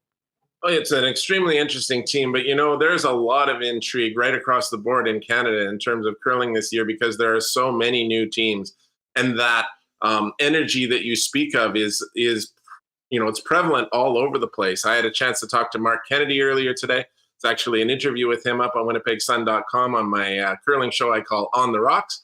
Little cheap plug there, but it was interesting to talk to him because this has been an off season where the curlers kind of wanted to take it on themselves to try to create a new atmosphere for all of these teams, and in terms of how they operate, how they practice, how they build their teams in order to compete on the international level at the end of the season. And with the Kennedy team, which is actually skipped by Brendan Botcher and also includes Brett Gallant and Benny Hebert, it was about making sure all four were in Alberta so that they could spend more time practicing than necessarily touring and playing. More time working on that cohesiveness as a team. And Matt Dunstone said something similar. A few other teams have mentioned it. There's a real energy all about Canadian curling and an excitement with these new teams. And I like the fact that these curlers have said, we don't like the fact that Canada's not winning the gold medal at the Olympics. We don't like the fact that Canada's not winning the gold medal at the men's and women's worlds. We want to beat Nicholas Edin and Bruce Mowat. We're going to do what we think it takes to get to that point. I think that makes it a really intriguing year, which isn't always that case when you're coming right out of Olympic quadrennial. Teddy, this is always a blast having you on the program. Thanks so much for doing this. And I'm looking forward to talking a little more curling with you, and always love the On the Rocks piece as well. Just quickly back to the Bombers for a minute. Tee people up on what they'll find in the Winnipeg Sun heading into the third and final regular season meeting between the Bombers and the Riders. Yeah, I talked to a few guys today just about the defense and where it stands today after that beatdown in Hamilton, because they're still going to be missing players. There's still going to be 4 or 5 guys who wouldn't be in the lineup right now if everyone was healthy.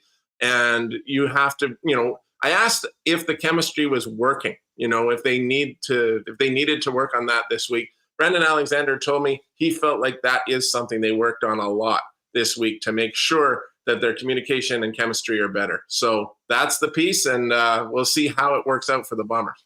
Ted, thanks so much for doing this. Looking forward to reading all about it, and of course, everything coming out of the game as well in your work in the Winnipeg Sun. Thanks for doing this, dude. Thanks, Huss. Have a great day. Great stuff. Ted Wyman, give him a follow on Twitter, and make sure you're checking all of his Bomber curling coverage and more in the pages of the Winnipeg Sun. Got to give a big shout out to Nick. I had a great saw DQ Nick at the game last night. Looking forward to the upcoming season. They've been busy right now at all the 4 Nick and Nicky DQs coming out of the summer into the fall. DQ Niverville, DQ Northgate, DQ Polo Park, and DQ St. Anne's. I know we always think of the amazing blizzards, which frankly are often on my mind, especially the Reese's Pieces cookie dough blizzard they dropped this summer. But those stack burgers are the most slept on burger in the fast food game. If you haven't tried them with the new buns, they are unreal. And I'm a huge fan of the honey barbecue chicken fingers as well. You can pick up at any of the Nick and Nicky DQs. Ice cream novelties to go as well. And of course, if you need a DQ ice cream cake, you can hit them up on Instagram at DQ Manitoba. Let them know what you're thinking about a custom cake. They'll get it done, made up for you for a quick and easy pickup at any of the 4 Nick and Nicky DQ locations. Big cheers to our friends at Little Brown Jug. Amazing Nuit Blanche party last Saturday night. And of course, if you haven't been down to the brewery and tap room on William Avenue, that amazing new patio, looks like we might have a little more patio weather this week. So make sure to go down and check it out. Thanks again to everyone that joined us for our first sports trivia night at the beginning of the month out at Little Brown Jug as well. Pick up the iconic 1919, the Good Times Variety Pack, and more at Little Brown Jug on William Avenue. You can order at littlebrownjug.ca for citywide delivery, or pick it up at your favorite local beer store. And tonight, it's it. Final night of live racing for Assiniboia Downs. What a great year it's been. Awesome to have Darren Dunn on the program yesterday. And that massive mandatory payout for the pick 5 goes tonight, starting in race number 3. We're going to get to our horse picks in a minute. But if you have a wide open slate tonight, you might want to think out and I might want to think about getting down to the track and being part of a massive, massive payout that, as Darren Dunn said, could get as high as $1.5 to $2 million. All right, let's get Remis back in here. Lots to chop up, but I see that we do have an update on Mikhail Burden, Reem. And apparently, Mikhail Burden, who, as I said, was not included in today's groups. It sounds like Rick Bowness has said that it is a personal issue, and he will leave it at that. So no real information on Mikhail Burden, just some questions as to his whereabouts, his status with the Winnipeg Jets, and what, if anything, this means going forward, Reem. Yeah, he's not there, and you have some other guys who've stepped up, as Murat had talked about, but he's not a goalie scout. He'll tell you that, but seems like they have maybe more guys than we thought, and you hope everything's okay with Mikhail Burden. All right, let's get to the Coolbet lines, and then we're going to get to, we got a little bit of Nate Schmidt, or you want to get into Nate Schmidt right now if it's ready to go? Yeah, let's just go to the Nate Schmidt. There's a couple clips from today. We can get to the rest of it, but hadn't heard from Nate yet so far this camp, and he's certainly one of the most entertaining guys to hear from, and I know most of our listeners would love to hear what 88 has for us today on Winnipeg Sports Talk. Where are we going to start with Nate? Yeah, well, the talk today, Huss, is just going from last night, saying the veterans have to lead the way, and Nate was asked about his thoughts on Bowness calling out some of the veteran players last night. I mean, one thing that you like about Bones is he says it to the guys before he says it to you. Yeah. We make sure that we get our feel for it that way, and you're hearing it firsthand. You have a lot of respect for that. And I think he's right. As veterans, we have to be better in a lot of situations. Last year wasn't good enough, and let's start with that one. All right, there's an interesting one. It is important, especially when you're a new coach, to build that relationship with your players. I certainly appreciate that Rick Bowness is not BSing everybody in the media and telling it like it is. But Remo, it's also interesting, and I think appreciated, as we just heard from Nate Schmidt, that it's not news to them when they hear from Rick Bowness in the media, because he's already said it directly to the players first. Yeah, I saw some people in chat being, well, why would he say that to media? But according to Nate, he probably already went in and said, hey, guys, you're taking 2 long shifts. You're turning the puck over. You're playing slow. And he just goes and says the same thing. So, we enjoyed Rick Bowness's comments, and it seems like the players enjoy when someone is being direct and not beating around the bush, telling them, that they need more. So it's going to be adjustment period for the players, seems like, but we've enjoyed it so far after 2 preseason games. Well, for sure. Here's a little bit more from Schmidt. And, he was asked if the guys can maybe get too comfortable with the same group.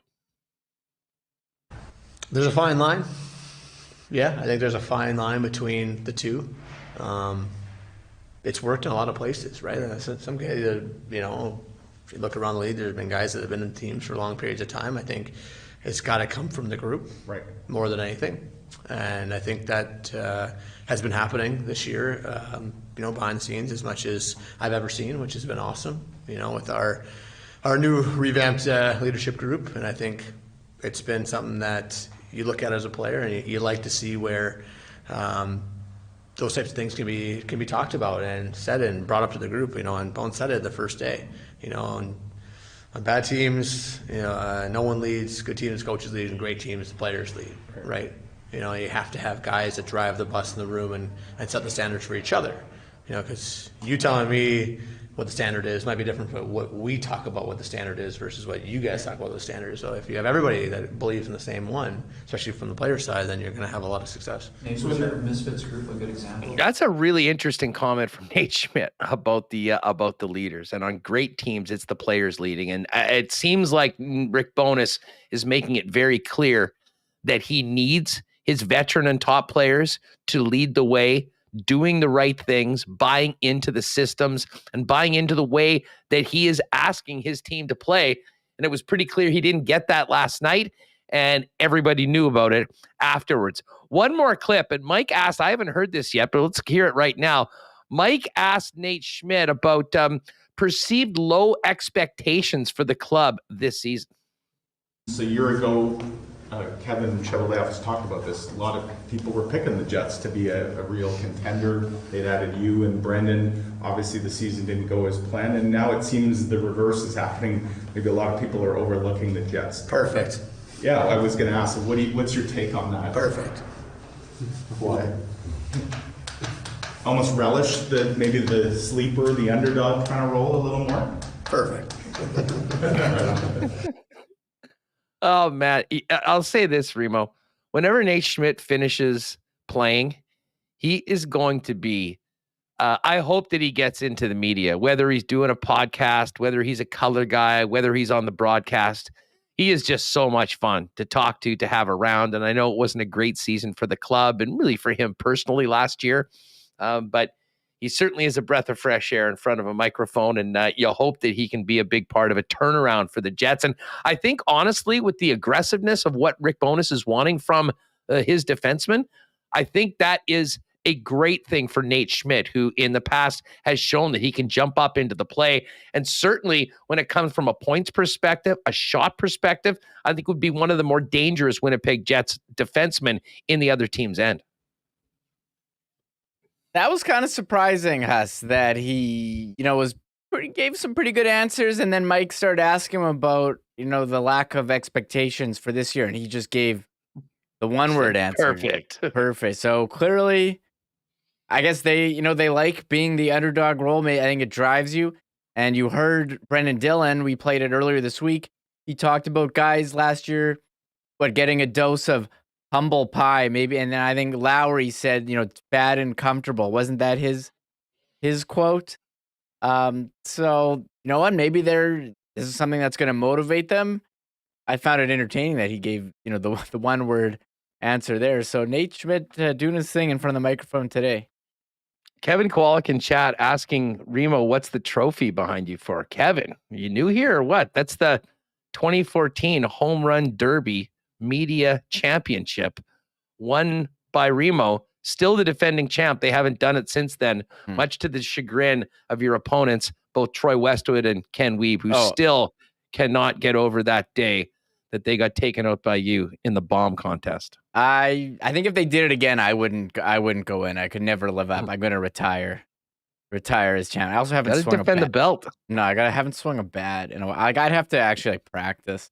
Well, maybe it'll be just right in the middle of the Jewish men's slow pitch league, and you'll have your sweet, Hank Aaron swing ready for the ballpark downtown. I didn't play this year, so I'm done. Yeah, you probably are done considering what's coming up down the pipe. I'm not sure you're going to be getting more time for stuff like that. Couple things. I know people were wondering. We will not be doing a live show on Friday for Truth and Reconciliation Day. So we will spend quite a bit of time on the Jets tomorrow, as well as teeing up the Bomber game. I haven't reached out, but I'm hoping Ed Tate will jump on the program. But Remo, I guess that means that we should be doing a marble race tomorrow as well, and letting everyone know to not miss the end of tomorrow's show, because if we're not doing it on Friday, we'll have to back it up and do it heading into the weekend on Thursday. Yeah, I'll have to take a look at some of these tracks here and get a good one for tomorrow. Exactly. So, folks, let everyone know if they're not around that we'll be getting into it tomorrow. And tomorrow should be a great show. Much more on the Winnipeg Jets. We're going to have Brandon jump on with us. We'll have Ken jump on, and then we'll get ready for the weekend in the Canadian Football League, and in particular Friday night's home game, the Truth and Reconciliation game. And great to see both Bombers and Riders will be wearing orange jerseys before the game. And I know they'll be doing something. The Bombers have done a great job with that last year as well. But that will be a big focus of the game that's taking place on Truth and Reconciliation Day across Canada, which, of course, is Friday. One other thing just before, I may as well, let's get to the Coolbet lines. Just finished up our CFL lock shop. Here are your lines right now for the games. Bombers, 8.5-point favorites at home against the Riders. BC, 7.5 home favorites against the struggling Ottawa Redblacks. And the Elks, 3-point home underdogs. They still haven't won at home this year. If it doesn't happen this week, it ain't happening. I think this is the time where it goes down. You can actually get Edmonton at plus 135 on the money line. Dusty's calling it, which probably means it's going to be a thriller. So Edmonton plus 3 in that one. And then the final game of the week, the Argos 6-point road underdogs to the Calgary Stampeders. As far as the National Football League goes, tomorrow, a great matchup. Still waiting to hear if Tua is going to be playing for the undefeated Miami Dolphins in the jungle to take on the Bengals, who are wearing their white tiger color rush jerseys. I don't know if you've seen those, but they're pretty sick. All white Bengals jerseys for tomorrow night on Thursday Night Football. Bengals 4.5-point favorites right now. Miami plus 4.5 on the road. Full slate of NFL odds are up, but the game I am most interested in, for obvious reasons, is the Kansas City Chiefs and the Tampa Bay Buccaneers. The Chiefs are 1.5-point favorites against the Bucs. Bucs still dealing with a number of injuries to the receiving corps, but they'll get Mike Evans off of suspension. But Remis, what's most interesting about this game is that it is scheduled for Tampa. And if you've been paying attention online or, on the news channels, Tampa and Florida is just about to get pounded by Hurricane Ian, who's making its landfall as a monster Category 4 storm. And storm surge and rain could potentially put upwards of 20 inches in the Tampa St. Pete area. And that could be devastating for the area. And first things first, you're worried about people's health, their safety, their homes. But for NFL fans, this is the Sunday Night Football game of the week. If they can't play it in Tampa, they're going to have to figure out where to play it. Now, the Bucs, for their part, have been practicing in Miami this week, avoiding what was to come. But we're hearing now that if this game does have to be moved, it's going to be moved to Minnesota, US Bank Stadium, home of the Minnesota Vikings. And I can't help but think that that might be pretty great for Bucs or Chiefs fans around here that might want to make a Sunday drive out to the Twin Cities and see two of the best quarterbacks on the planet go head-to-head. Yeah, Patrick Mahomes against Tom Brady. Now, I don't know if Tom Brady's the best quarterback right now based on this year alone. Part of it is the receivers have been injured, and I don't know if you remember this, so the Chiefs lost last week to Matt Ryan. No idea what you're talking about. And the Colts. So I don't think you can. I think Patrick Mahomes. You talk about Jet stock up, stock down. The Chiefs stock down. I'm seeing them pretty low on the power. Did you watch the game? Like, of all of the games, like, there's a bunch of teams, good teams, that lost. The Chargers got pounded at home by the Jags. The Bills lost. The Bills lost to the Dolphins. The Chiefs lost to the Colts. The way the Chiefs lost that game, I mean, if Harrison Butker's playing, I don't think that they lose. If Chris Jones wasn't such a complete moron, taking an unsportsmanlike penalty that turned a 4th and 30 into a first down with 4 minutes left in the game, they win. I mean, you play that game over and over again. Like, there wasn't a bunch of things that the Colts did. It was more them losing. Now, hey, they all count, but that was one of the ones I think you can get over. The Bills obviously are dealing with a ton of injuries right now. I mean, they're still absolutely an elite team and a Super Bowl contender.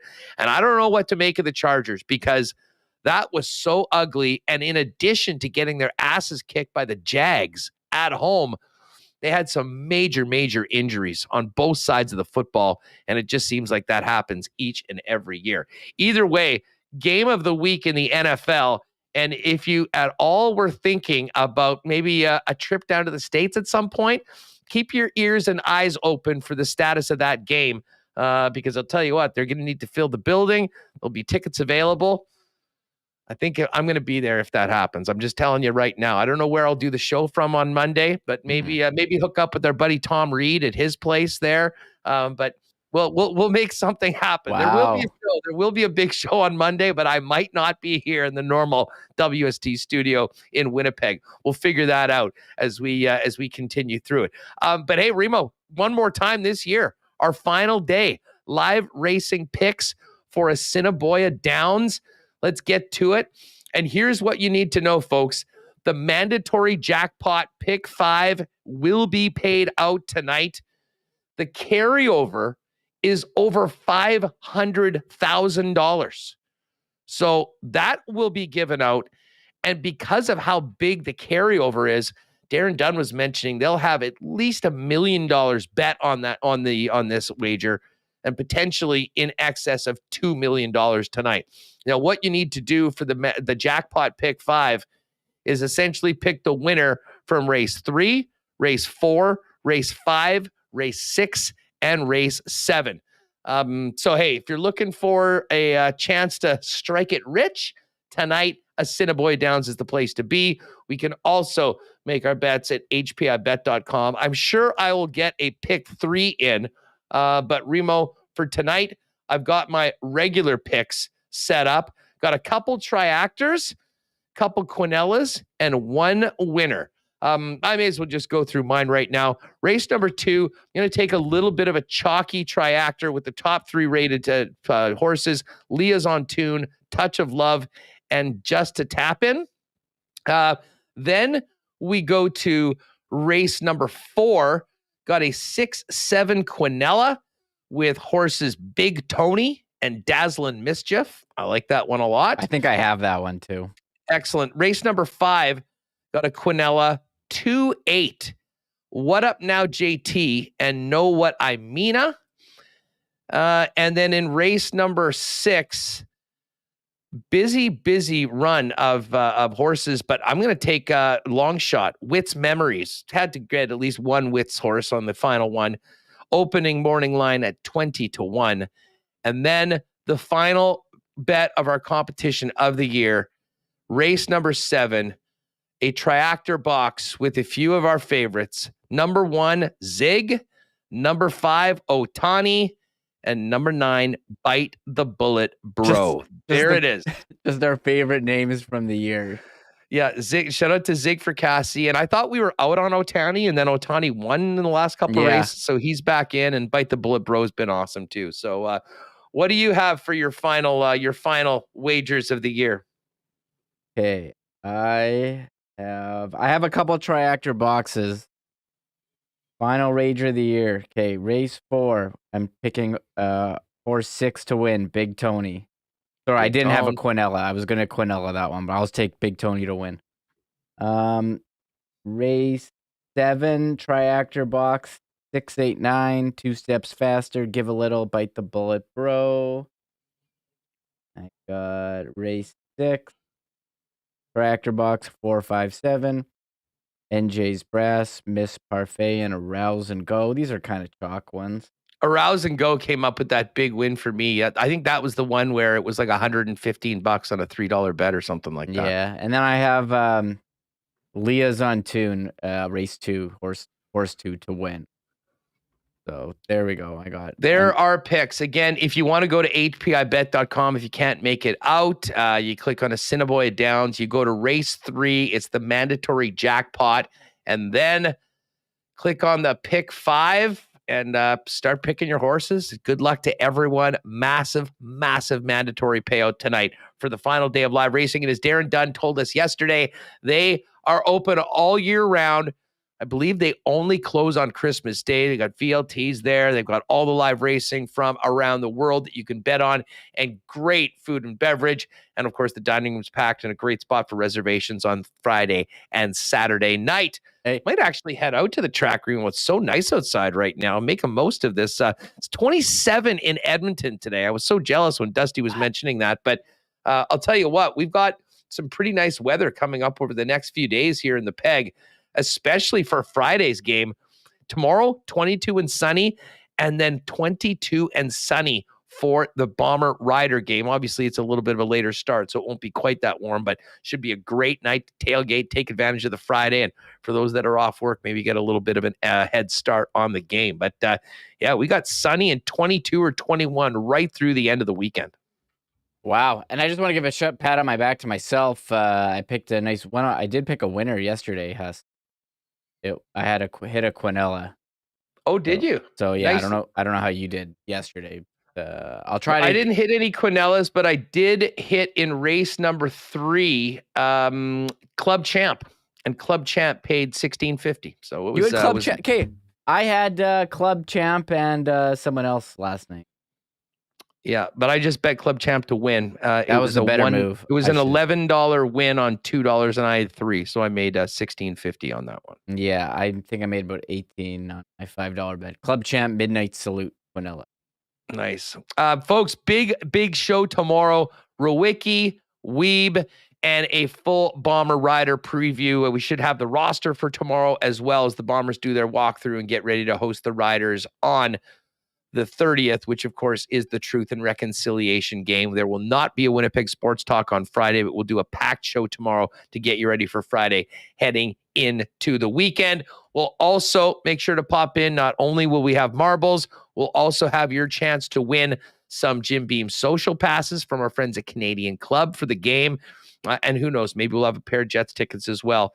Although I think it's going to be a pretty hot ticket for an exhibition game on Saturday night with the Dale Hawerchuk coin giveaway and, of course, the unveiling of the Dale Hawerchuk statue. The base of this is just phenomenal. I can't get over. Who is the statue? Eric Blom, a figurative art studio, did the sculpture. He's also worked in hockey, including the Wayne Gretzky statue in L.A., the Blackhawks 75th anniversary sculpture, and the Toronto Maple Leafs Legends Row. It's wrapped up right now, but everything else about it, you can see.